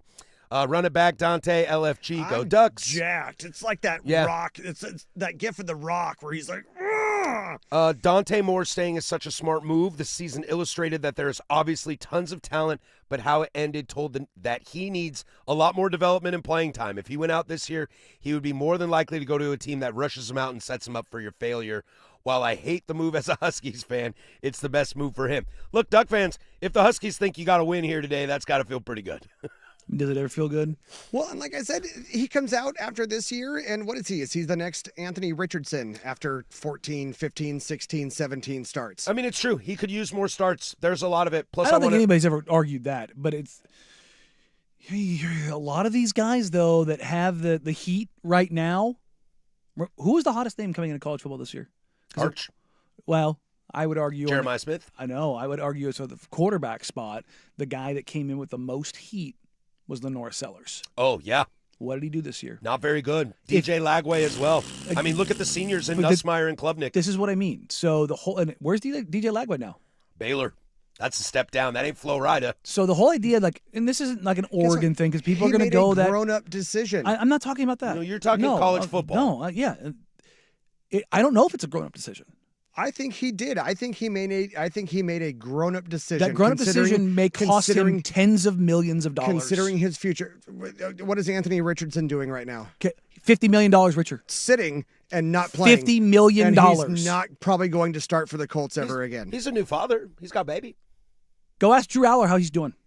Well, his leg hurts. Go ask Drew Allen how he's doing. I can't say I'm terribly surprised by this decision after he decided to come to Oregon and sit for a year and watch Dylan Gabriel and then sit and play. I'm not surprised, and I think that he is making a grown-up decision that is in his best interest. I don't think you can say it's in his best interest. I don't think you can say that until you get to the end of it. Oh, yeah. I think you can say you hope it is. Oh, there's a lot of hindsight in this conversation. There's a ton of There's it. a because, lot of hindsight look, in that. If you have a chance to go be the number 12 pick, everyone's like, well, come back next year. You don't want to go to the Jets. Guess where the Jets are picking next year? Well, they're going to pick high. Well, guess what? You don't want to go to the damn Raiders either. Guess where the Raiders are picking next year? Exactly. I would rather go to the Raiders than most of these teams. I'd rather be the new franchise quarterback for the Raiders in Vegas, other than Cleveland, Arizona, Jets, right, Miami. Yeah. But here's the If thing. Tennessee were picking, I don't want to go there. But somehow, some way, there will be some team this upcoming season in the NFL that falls off a cliff, right? Sure. And is not your typical necessarily Jets, Raiders, Browns, but somebody will be up there near that top that could potentially be a good landing spot for him. And should that happen, they might decide to say, hey, you know what? We'll spend some assets and we'll trade up and we'll go get this kid. And then he doesn't have to go to the Jets or Raiders or Browns. I'd also like to figure out how many quarterbacks stayed that it worked out for them in their best interest. Because the two that stayed and it didn't, that come to my mind the most, is Matt Leinart. Mm-hmm. Now, he had the chance to three-peat as a natty. I probably would have done That's that. a little different. A little different. And number two is Jake Locker. Jake Locker at UW was going to be a number one overall pick. He came back. Yeah, he got hurt, but he came back But he for got his senior year. seasoning, and then what happened to his NFL career? It was awful. I mean, he lost the love to play football. The idea he that didn't go top 10. He went in the lower 10. But here's the thing. The idea that coming back is nothing but positives is so unbelievably I agree. false because you know what it allows for? It allows for more bad tape, too. I don't agree. think- I don't agree. think anybody's saying that it's nothing but positives. Of I- course. I agree with you 100%. I think in Dante's situation, what I've seen from Dante, as you asked the question unfairly, he needs more seasoning. and There's no doubt about I think that. that's why I like it better. Locker and Leinart, those examples were dudes that I thought were ready. They just wanted to run it back for different reasons. Sure. I think Locker really wanted to pay it forward for UW, and Leinart was trying to do something that nobody else has ever done.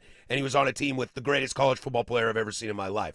So there are different situations. I think both of those dudes were ready to go. I don't think Dante is, and that might be where my brain steers the conversation and says, this is the smart move. See, and here's so you talk about you were big believers in big believer in Locker and Leinart.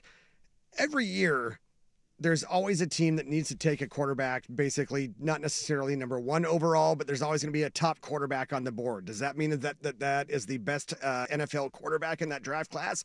Absolutely not. And there's every year, not every year. It happens frequently where you see a quarterback draft class where you're like, I can't see this guy succeeding in the NFL. And the only reason why they go number one, number two, number three overall is because a team needs a quarterback, and that is what is available. When we come back, Web Gems, we'll have some fun with audio. We'll go to the city of brotherly love, and boy, do they melt down better than anybody else. That's next on the Firm of Harris and Meringue, 105.1 The Fan.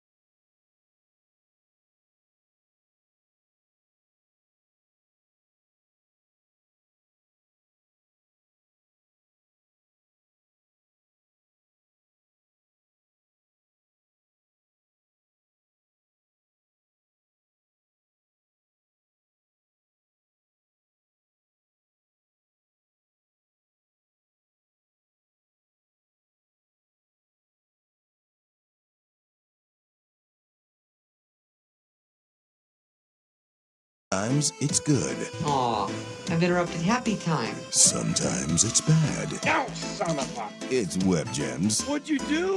The Firm of Harris and Meringue on the Fan Sports Network. 105.1 and 1080 The Fan. All right, this is Web Gems, everybody's favorite. We do it at 11:45.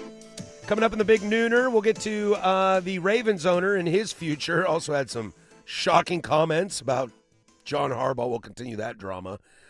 J.J. McCarthy's future in Minnesota. Maybe we'll head up north. Speaking of quarterbacks, up north, the Washington Huskies have decided to keep their quarterback. I think they want him. I'm not sure.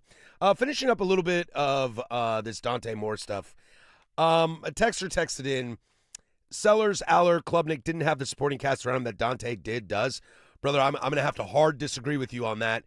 This is where I will push back on this show. And on many shows. Every show on this station did the same thing. We just had Tyson Alger talking about how we didn't know much about this team going into this year. Also, you want to talk about Klubnik?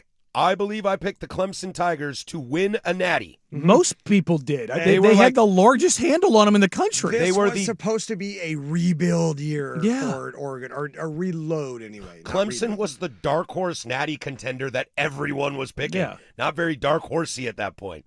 Also, Drew Aller and Penn State, that's a top 5 program at the beginning of the They season. were number one. Look what happened to that program because they did not succeed. They tore the whole thing down. The whole thing is gone. It is a steaming pile of State rubble. College is a brand new place right now. Mhm. And then talk to me about Lenore Sellers. Look, Beamer's going to get fired in like 5, 4, 3, 2, 1. Or take Nussmeier at LSU. That team had national championship aspirations. The quarterback class was unreal going into this year. We had no idea what to expect out of Dante. And that's before we even get to Arch. And Dante delivered. I think from being an unknown, showed that he's a pretty damn good quarterback. Well, and the thing is, like with Penn State, even because clearly they were number 2 preseason, what have you? Was it that they were a fluke, or did Oregon just basically beat them like 5 times before they got their asses kicked by Indiana? Yeah. Twice? Yeah. I did mention a tweet I saw to you during the break. Oregon has won the offseason natty. This is now their 4th offseason natty. I mean, it's a big natty win. This Yeah. one is. And This is a and big natty win And for Tyson them. Alger quote tweeted it with, "We're running out of room to hang the banners." That's my guy right There there. you go, Tyson. Real fun. 8-4. You know what? No, we'll just save it for tomorrow. We'll cry Eagles cry tomorrow. It'll Never get old. Well, none of that. We need to let that one breathe. Yeah, maybe so. Anytime a kid goes off on an all-time just banger of a rant, I'm in. Maybe I'll pick up the old. Why are Philly fans this way? Insert the 8-year-old. I like turtles. That's basically what it comes across. Yes. I'm gonna go find that old Aguilar soundbite. Oh, too. yeah. You know, they were throwing babies, and I was catching them, unlike Aguilar. Ugh, just Oh, That's cry, why they Eagles, are the way cry. they are. As my good friend Joe Fisher likes to say, cry, Eagles, cry.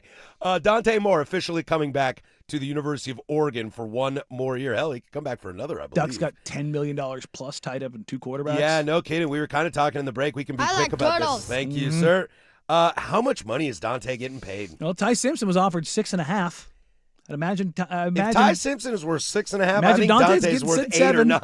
He's getting at least 7. You And I would tell think you right so. now, Did we just go 6-7 for crying out loud? I will say, I mean, between You're the only one that thinks that. and you're the old. I know. I have a 13-year-old and a 9-year-old. I got a You 9-year-old do. too. Yeah. Anyway. Not me, but I mean, and Dylan Raiola didn't come to Oregon for free, No, did not. so you get. I wonder what Dante made when he was the backup. It's precedent, right? Probably, but I would argue Dante maybe even a little lower profile. Excuse me, coming in, because I mean he got yanked at UCLA. Well, they do. You know what I mean? Like, yeah. They big do. Again, They're doo-doo also. Dante didn't come for free. Thank you, Mr. Cleveland. You know what I mean? Yeah, that's true. So Ducks probably got about 10 mil tied up in quarterbacks. Congrats, you Oregon Duck fans out there. Your quarterback's back, and you got a backup ready to sit for another year. No excuses. Good shape. now. No, there really isn't.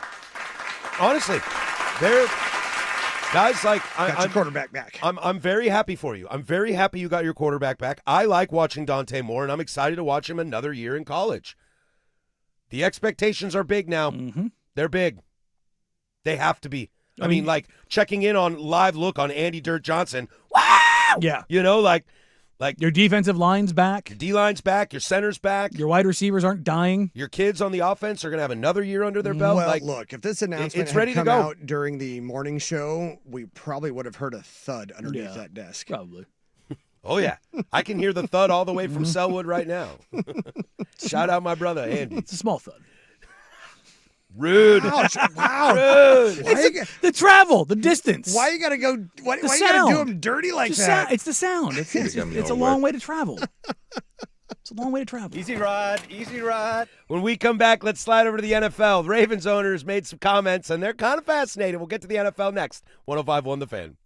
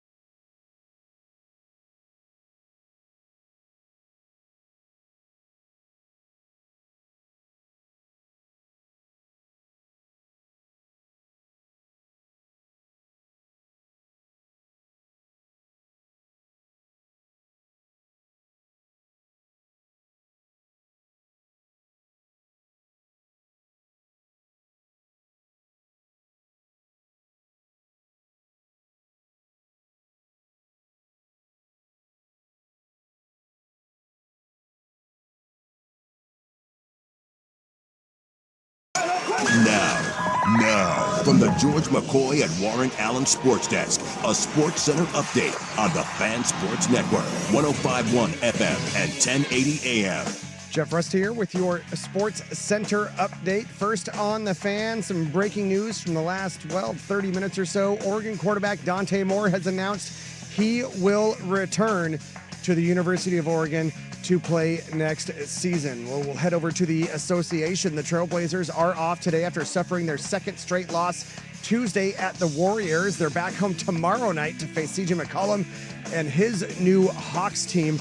The Blazers are 19-22, ninth in the Western Conference. ESPN's Shams Charania reporting the Charlotte Hornets. They are retiring Del Curry's number 30 jersey on March 19th against the Orlando Magic. The 1994 Sixth Man of the Year and Steph Curry's dad.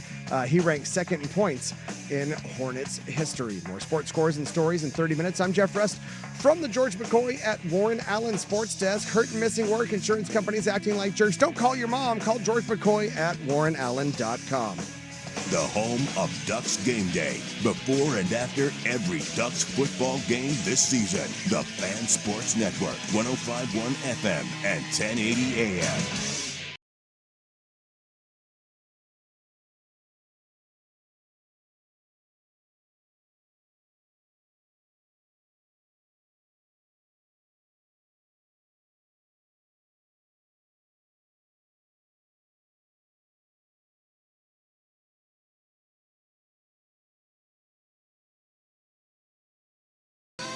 All right, 2 down, 1 to go here. The firm of Harris and Meringue. We do this bad boy every single day from 10 a.m. to 1 p.m. Happy to have you along for the ride today on this nice little hump day. Duck fans might be humping themselves today. Can I say that? Well, I You did. So there we are. Too late now. Coming up after us, Duck Insider. If you're a Duck fan, you'll want to definitely hang around for that one from 1 to 2, as I'm sure there'll be plenty more Dante Moore news and chatter on that program. Duck Insider, I hardly know her. Oh, God. Here we go. After that show, you'll get the Fan Happy Hour with Luke Anderson. I'm sure he'll talk a ton of college football on that program from 2 to 3. And then it's prime time. I'm not sure if Ropp is back. I think he's been battling the flu, so we'll see if he's back today. But you'll at least get Suk from 3 to 7. Take you all the way home, finishing up 13 hours of live, local, continuous, regional sports talk radio, I'm sure. Be a lot of Dante Moore conversation to be had on primetime, and don't worry, the Sunrise guys will hit it hard tomorrow, too, so you'll want to tune into that. You think? I do think. In fact, I'm going to go out on a limb and say a big one. Big opportunity there. Big opportunity there. We'll stick in the NFL this hour for a little bit. We'll maybe slide to some college and then closing arguments to send you on your way. Probably get into some more Duck chatter as well. But let's get into this. Steve Biscotti, the owner of the Baltimore Ravens, kind of had like an end-of-the-year kind of press conference-y thing yesterday where he just kind of talked about state of affairs. I didn't clip it because it's really, really short. Mm-hmm. But one fascinating thing before we kind of get to him and how he views his future, kind of on the heels of what Jerry said about wanting to have the most rings before he retires, which I believe Jerry's retirement means death. But when asked, what's the kid's name who missed the field goal for Baltimore? Tyler Loop? Yeah, Loop. Loop, Thank is that his name? Dude, I just racked my brain, went through the file folder, and it was file not found. I was like, Error. It's like, nope, not 404. not rapey kicker. The Forbidden other one, yeah. I'm just like, forbidden access denied. I'm just like, why is there a black hole where the kicker used to be for the Ravens? It was just not there. What on earth? Steve Biscotti was asked. I'm sorry, I just died. Not rapey kicker. Yeah, well, just trying to avoid his name. Steve Biscotti was asked if the kid didn't miss the field goal, would John Harbaugh still be the coach of the Baltimore Ravens? And he said, for another week. Which, deadpan, for another week. I have said this forever. If you are in any sport, and this is your feeling, if they have to win a game for you to not fire them, fire them. Yeah. Because you're going to do it anyways. But you said it best when we were show prepping this morning, like, that's how bad. No, that's how bad it was. That's how bad it was. Where is it? Where is it? That's how as bad they've been now. Yeah, pretty much. Look, anytime anybody gets fired, anytime somebody gets traded unceremoniously, anything like that, the media, we empty the notebook. Mm-hmm. We all know stuff behind the scenes. Look, I'm just telling you right now, when John Morant gets traded, buckle up. I mean, look what happened look what everybody said about Nico. That guy will never work in the NBA again. Nope. That guy will be known in NBA circles for eternity. But Harbaugh won him a Super Bowl. They were incredibly good. So even as sour as things were, and that does sound like it's been that way for a couple years, and it does sound like, oh, wait, there actually was the locker room problem between Lamar and Harbaugh. Yeah. Yeah, oh, Spears, how dare you? Yeah, there was. Yeah, there was. Shockingly.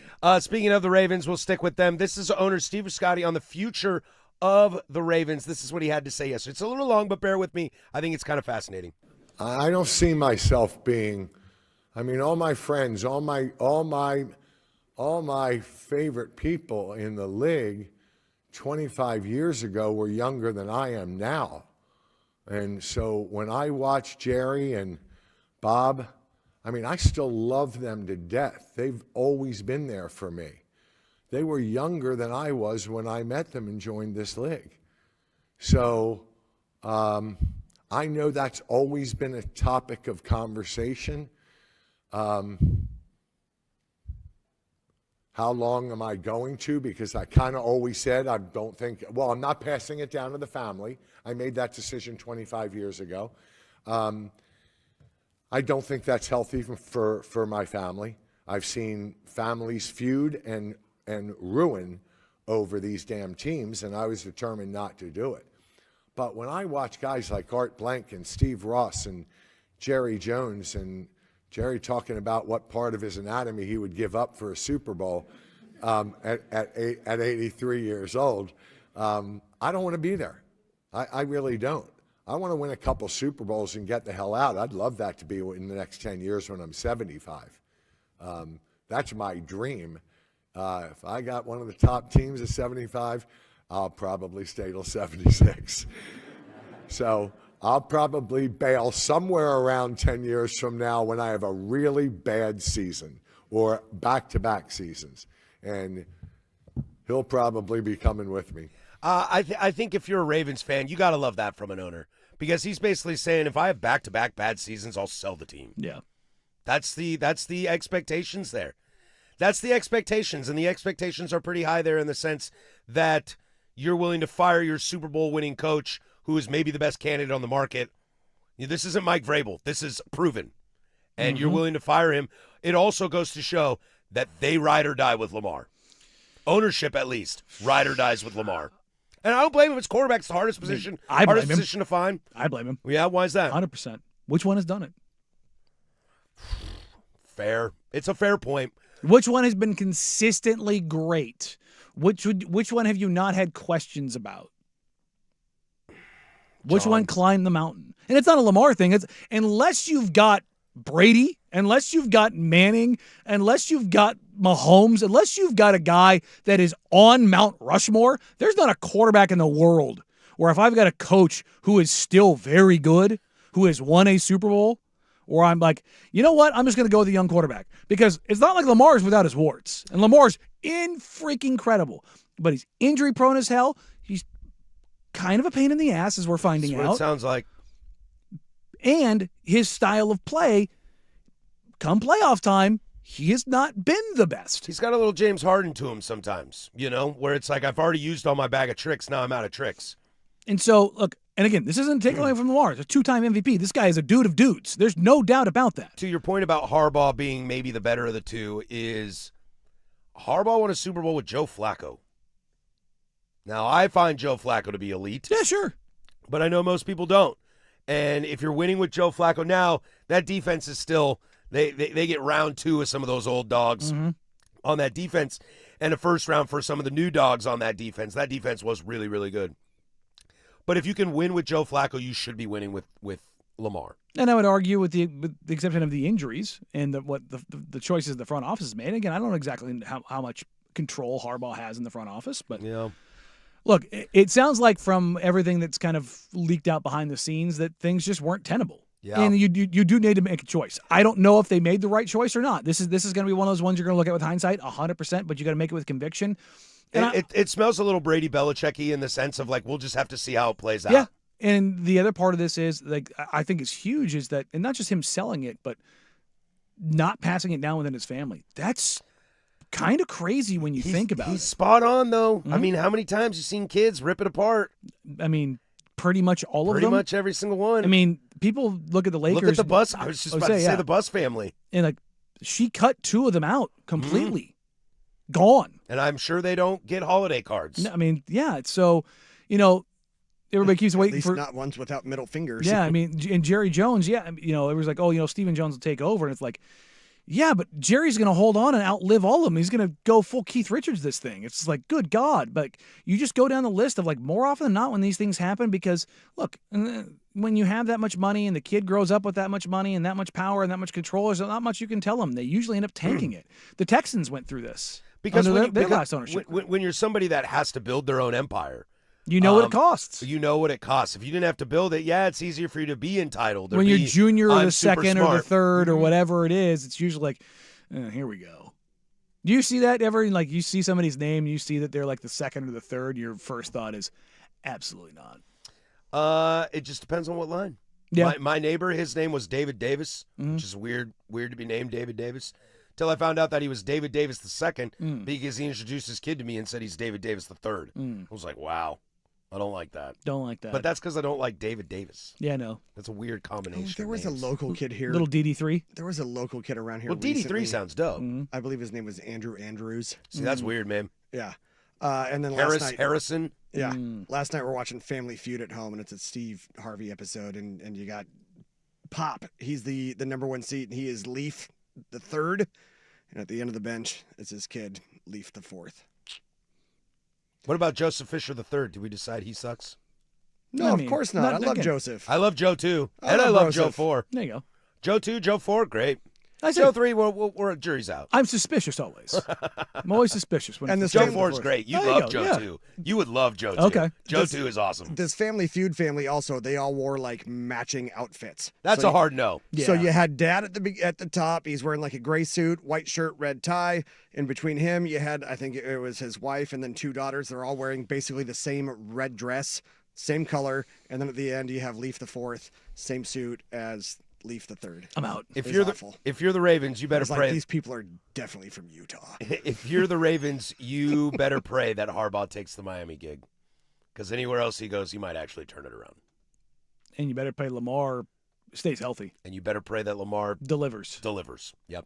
We come back. Let's talk more quarterbacks. This one in Minnesota, and this is the opposite. I don't think they're tied to this guy. We'll go there next. That's Danny. I'm Patrick. 105.1 The Fan.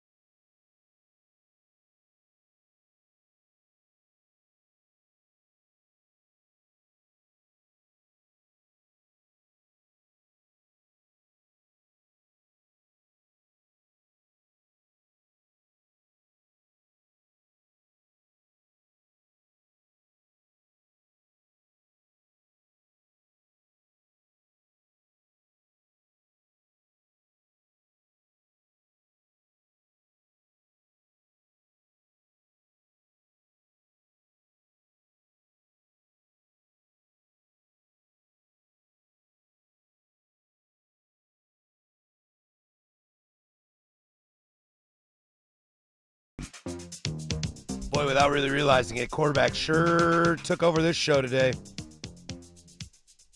Sure took it over. It's old quarterback day. I mean, it. Well, look, Is there a more important position in any sport I than was just quarterback? going to say, there's no more important position in sports than a quarterback. I would love for that not to be the case. I would love to try to sit here and tell you it's a shortstop or a catcher or a point guard. You know, some of the positions I love in other sports. A false nine, if you really want to get into it. But no, the reality is quarterback. No other player in any other sport has more impact on the game than a quarterback. And that's why we're here. And that's why the Minnesota Vikings are here as well. You know, Professional transition. I'm a pro here, Danny. You know, you can't count on much these days, but you can't count on me doing that. You can count on J.J. McCarthy not being good. Yeah, what's really interesting about this situation is, you know, he hasn't been in the league very long.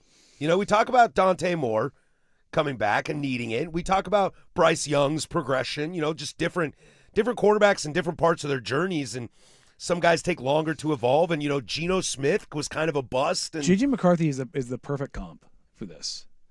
If J.J. McCarthy had gone back to Michigan for another year, he'd have been a 4th-round draft pick. Without it. Oh, you think so? Oh, yeah. Yeah, because people would have just known. You think it really was the Natty that pushed him that far?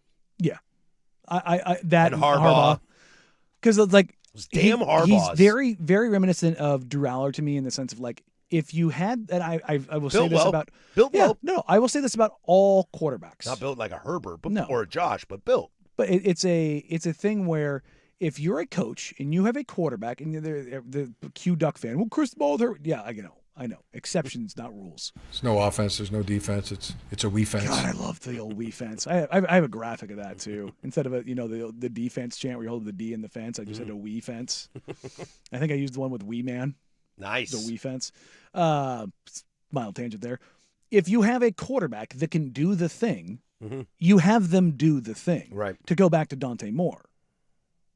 If he was able to do the thing, they would have had him do the thing. Right. And again, the gap But the between thing is- Dante and JJ is a canyon, Without a doubt. talent-wise. And- Like that's I don't want to get that twisted. Like I'm not saying that Dante Moore and JJ McCarthy are the same quarterback. And there are also some other key factors in this Dante Moore comparison. For too, sure.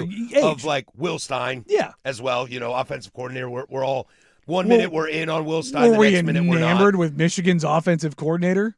Sharon Moore? Yeah. No, I was not. Okay. So, again, like that's kind of my point. Like, if they can do the thing, especially at high-profile institutions, they do the thing. And I think the same is true in the NFL.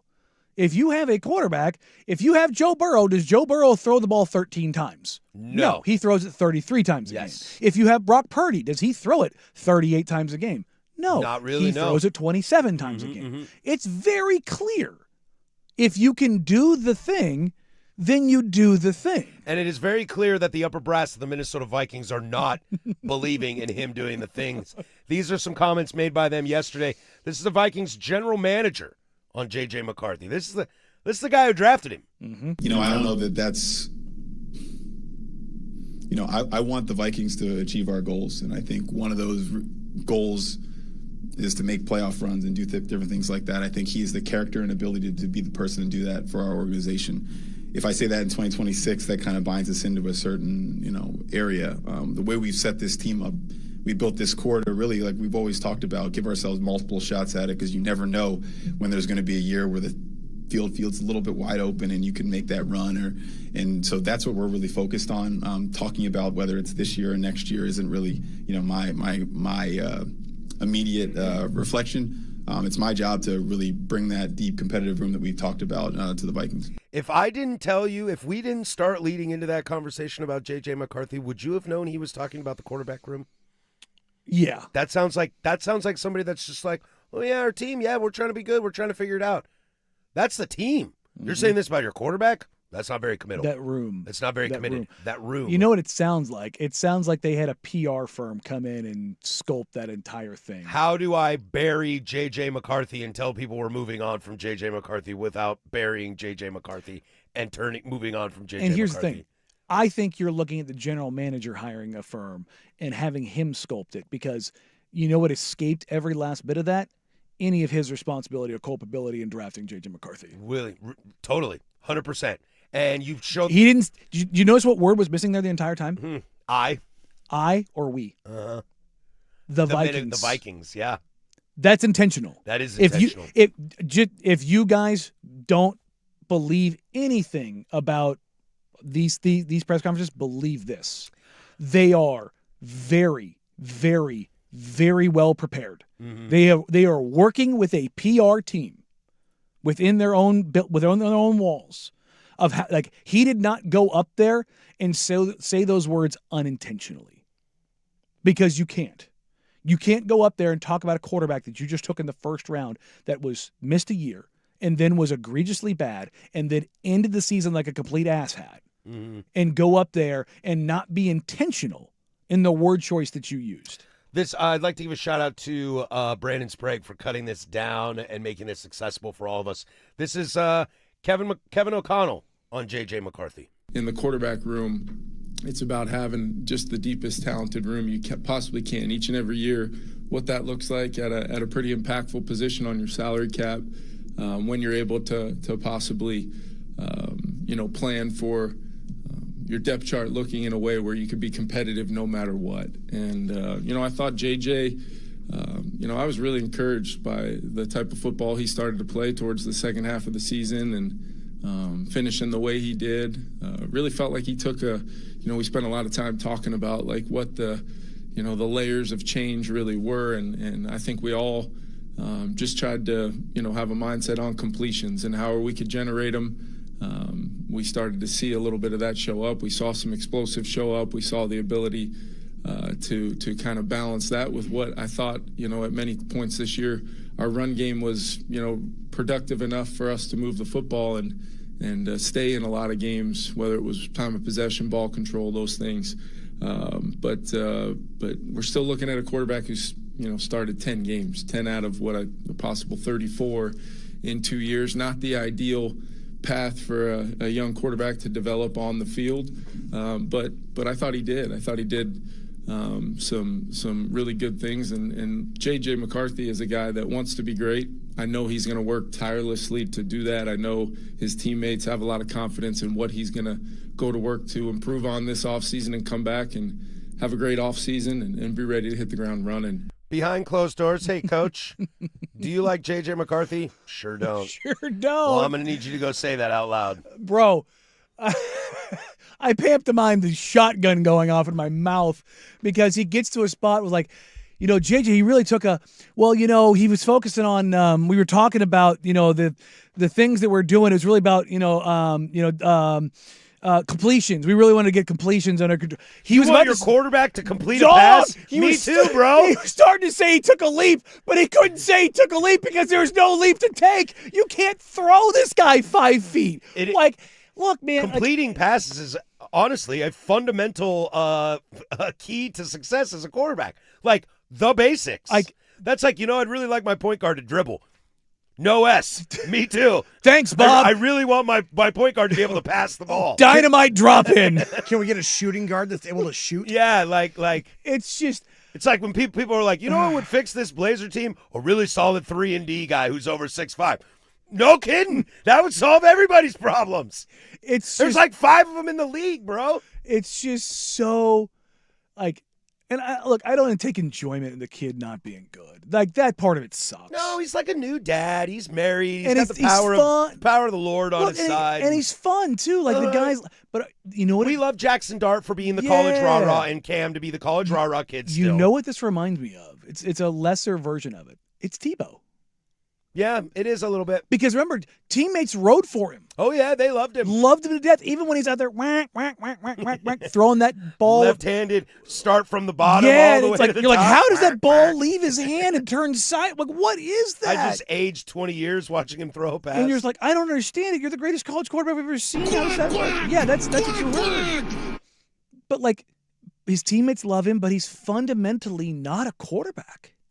Yeah. He's a winner. He has all the soft skill stuff. He's got the body. Mm-hmm. He's got all the other stuff. What he doesn't have is the quarterback talent. Yeah. And it's so evident. Like, Kevin O'Connell was very much like coming into the season like, yeah, no, we can do this with him. They moved on from Darnold because Darnold was missing some of the soft skill stuff. And I think it was a maturation thing and trying to figure some things out. And they're worried about the it factor.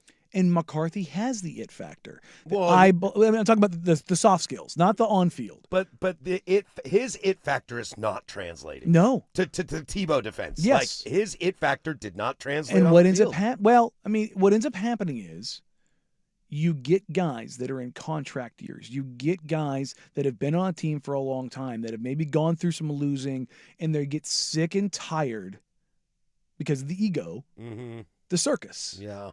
And it's not like McCarthy is just like must watch, and he's not the greatest college quarterback ever. So, like, Tebow's just different than anything we'll ever see. But I would remember how much we heard after they get that ugly win to start the season when he comes back in the fourth quarter after having 3.5 quarters of some of the worst football you've ever seen. That was a primetime game against the Bears, correct? Yeah. Yeah. And everyone's like, see, JJ's better than Caleb. There it is. Oh, you remember that? I've not been a Caleb fan, and I've been eating crow on that, but I would not But ever do going to say But do you remember that talk? Oh, I do. And it was just like, all right, check in with me at the end of the season. And it wasn't just Caleb. It was just like, check in with me at the end of the season on JJ McCarthy. Yeah. It's not that I think Caleb will have a better year. It's that I promise you JJ's going to have a worse year. Yeah, it was like, I've seen this story before. If you are a Vikings fan, though, I think you've got the underlying feel-good part about this is at least you guys know. And you might not drag it out for 3 more Vikings, years. you want to move up to the first overall pick? The interesting thing that I thought that came from both those guys, they both mentioned salary cap at the position.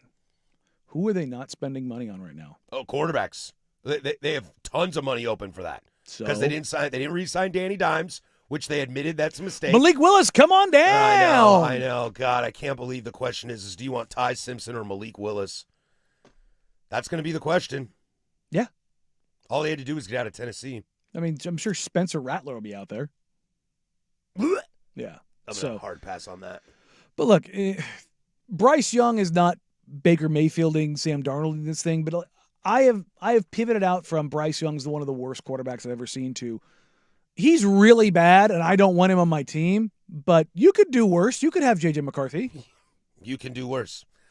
Well, I was at the bar the other day with some friends and we were talking about that quarterback draft. Caleb, Jaden, Drake, Bo, Penix. We're going through and we're like, who's the worst? And we're like, I guess the worst is Penix, but mostly because he's injured. And none of us even remember JJ McCarthy. Even remembered McCarthy was in that draft. That's how bad it's been now.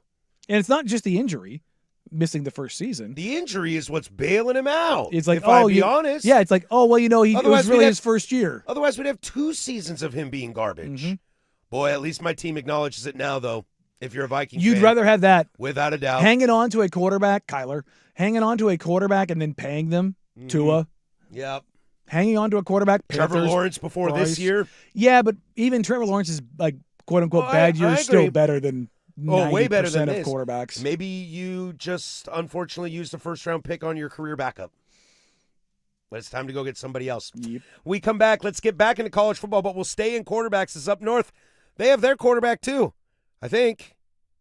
Please? We'll see. But next, the Kahuna with sports. Now, from the George McCoy and Warren Allen Sports Desk, a Sports Center update on the Fan Sports Network, 105.1 FM and 1080 AM. First on the Fan, Oregon quarterback Dante Moore announcing in the last hour or so he will not move on to the NFL. He will instead return to Oregon. Today was the deadline for underclassmen who are not playing in the championship game to declare for the NFL draft. This follows the news that tight end Kenyon Sadiq and safety Dylan Thieneman are going pro. Over in the association, the Trailblazers, they're off today after suffering their second straight loss Tuesday at the Warriors. Back home tomorrow night to face CJ McCollum and his new Hawks squad. The Blazers are 19-22 on the season. That is 9th in the Western Conference. And ESPN's Shams Charania reporting the Charlotte Hornets retiring Del Curry's number 30 jersey on March 19th against the Orlando Magic, the 1994 sixth man of the year, and Steph's dad. He ranks second in points in Hornets history. More sports scores and stories in 30 minutes. I'm Jeff Russ from the George McCoy at Warren Allen Sports Desk. Hurt and missing work? Insurance companies acting like jerks. Don't call your mom. Call George McCoy at WarrenAllen.com. The home of the Fan Happy Hour with Luke Anderson. Weekdays 2 to 3. The Fan Sports Network. 105.1 FM and 1080 AM.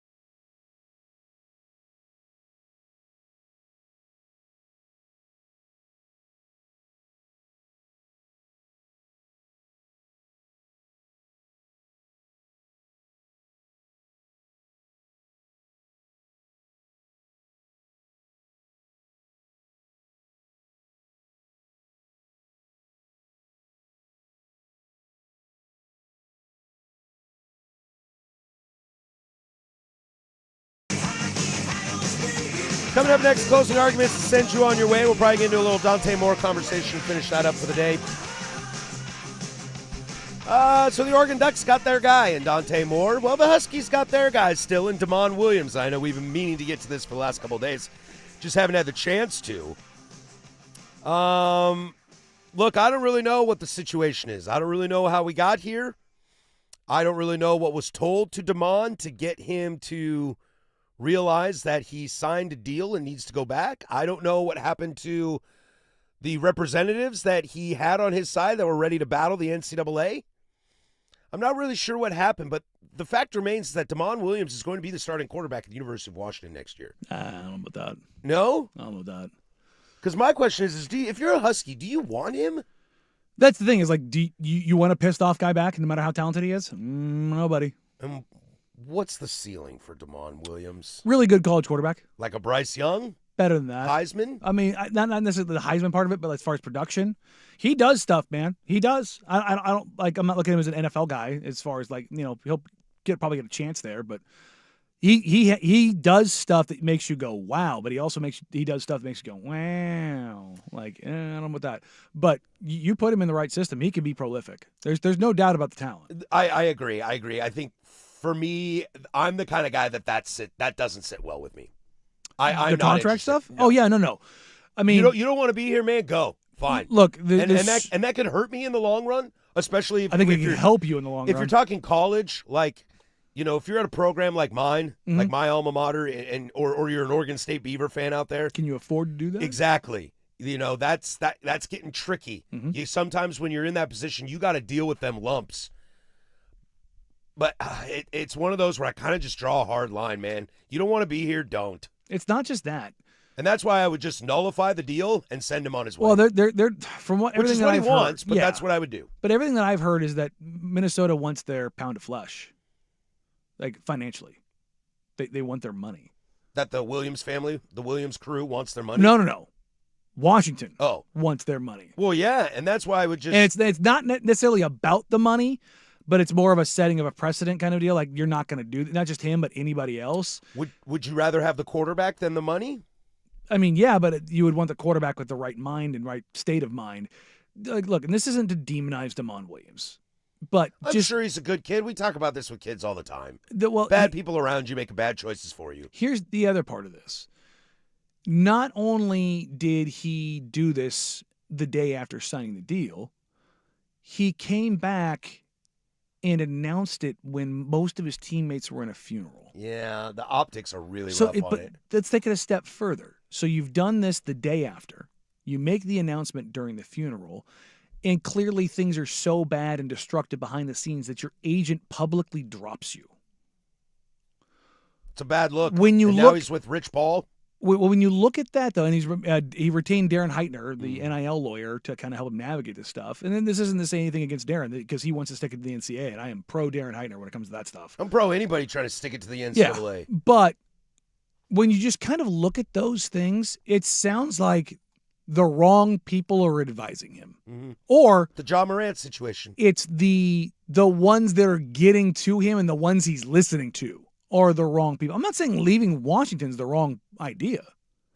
You had an opportunity. You didn't have to sign this. You could have gone somewhere else. Right.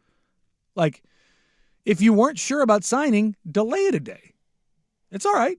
Yeah, Delay it a day. we're not forcing you to do it right now. Yeah. Look, you're the starting quarterback looking at returning.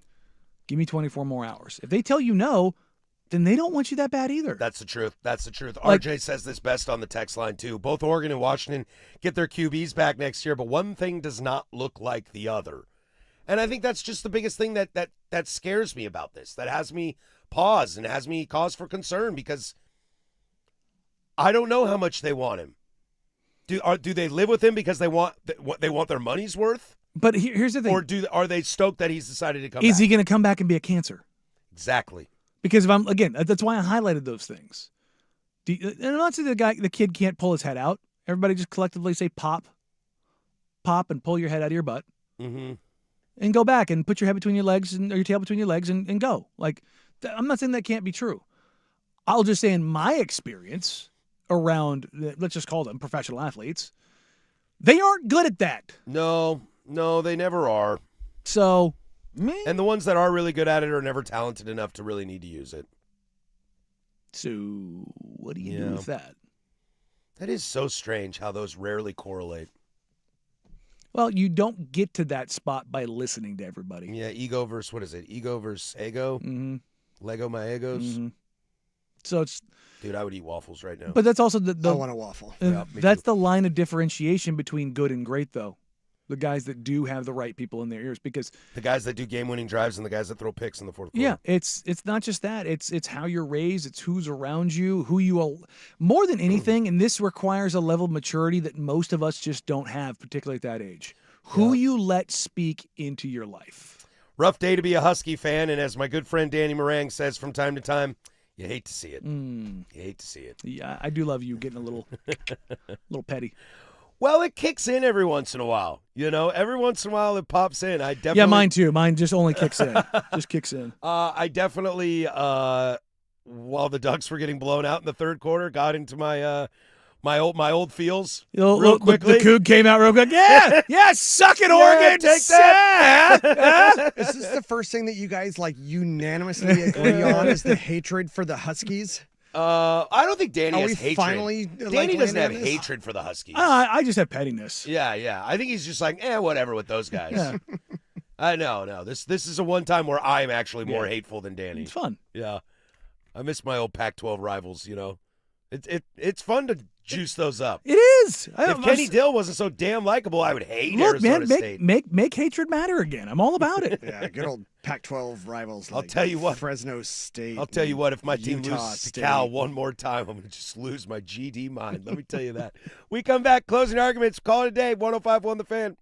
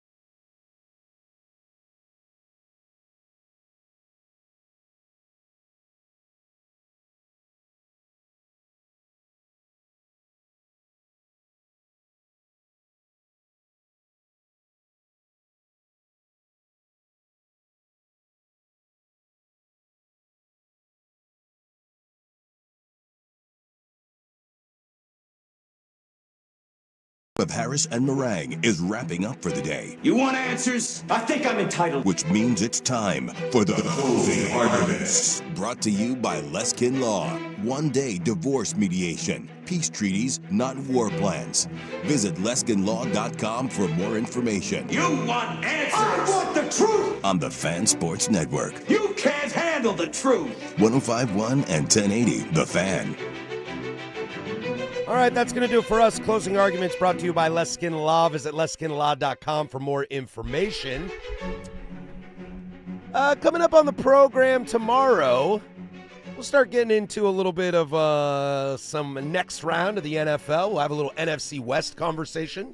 Ooh. I will pay up a bet and get Danny a sandwich. Probably do that in the Big Nooner. It's 10 Toes Down Thursday as well. Ooh. So we're excited for that, and we will get to our fun Cry Eagles Cry. We're going to make some picks. So I'll be here on Friday? Yeah, we can do that tomorrow. Yeah, that'd be great. We'll go through some stuff as Danny will be out on Friday, and we'll all pray for me. You know what, Danny? Pull the curtain back for a hot second. I did not feel good when I came into work today. I, unfortunately, had to release some demons last night in the middle of the night, and I'm not quite sure what it was from. Oh, couldn't be the fact that your wife works at a preschool. It might be. Yeah. I don't know. I've mentioned this before. The fact that I went from one co-host whose wife works at an elementary school and the other one whose wife works at a preschool, and I'm like, why are you trying to kill me? I did not know how today was going to go. I've had a lot of fun today, buddy. Been a good show. I've had a lot of fun today. I got to throw shade at Huskies. Yeah. Pizza Pizza always makes everything better. You know, if you Duck fans coming after you right? hard. Yeah. Hard in the paint, Denny Avdia style. Have you ever said to somebody like, "Here's pizza," and you've been like, "Screw you"? Well, pizza's like sex, man. Yeah. Even bad pizza's still pizza. Oh, but I mean, Sprague would find a way. But you know, that is true, dude. Yeah. He does find a way. I once bought that man a breakfast sandwich.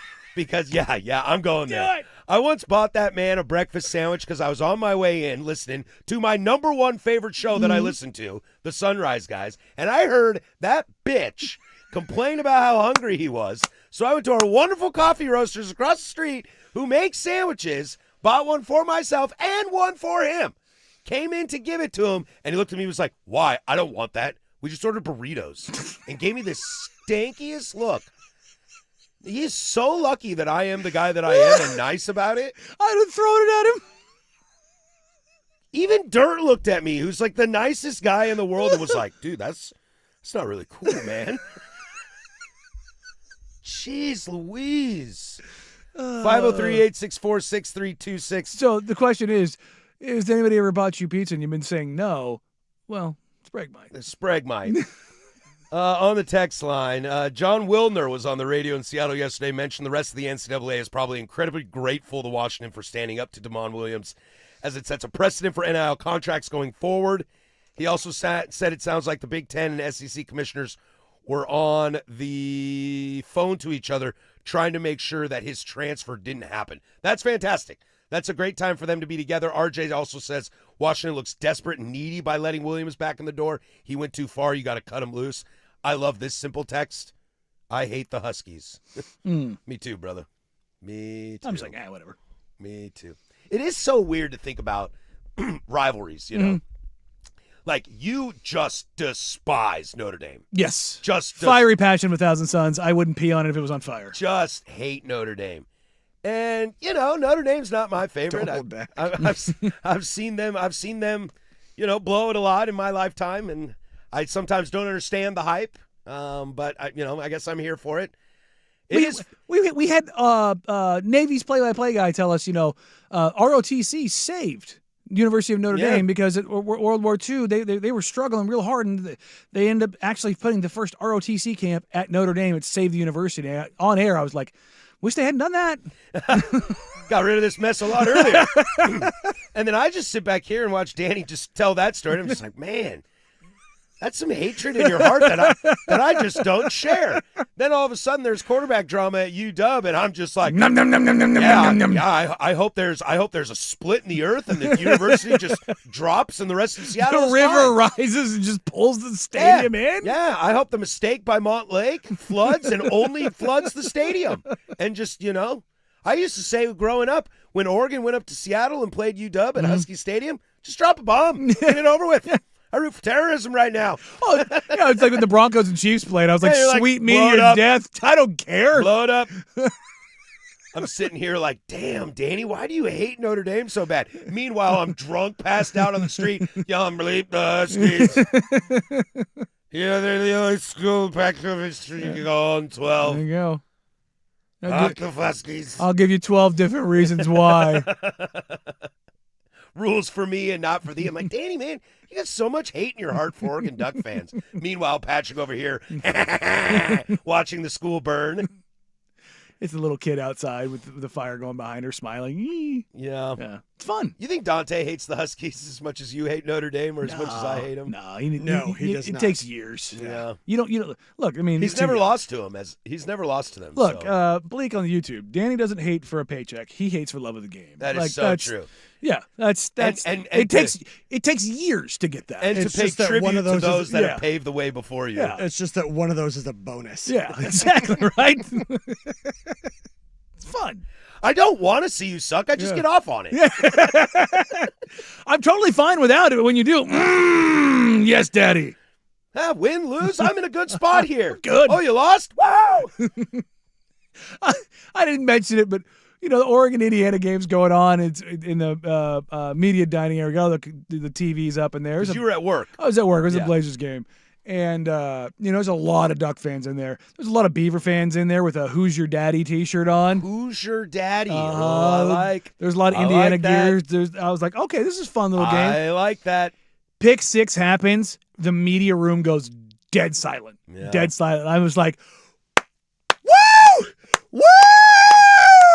And there's Casey Holdall. I was there's under the Sean impression you're not Hyken. supposed to cheer in the press box. Yeah, there's every single person that you know that's a Blazer beat reporter. Bill Oram happens to be in the building that day, and it's like, of course, that's Danny. Somebody doesn't have to know. They're like, is that Danny Moraine behind me? Yeah.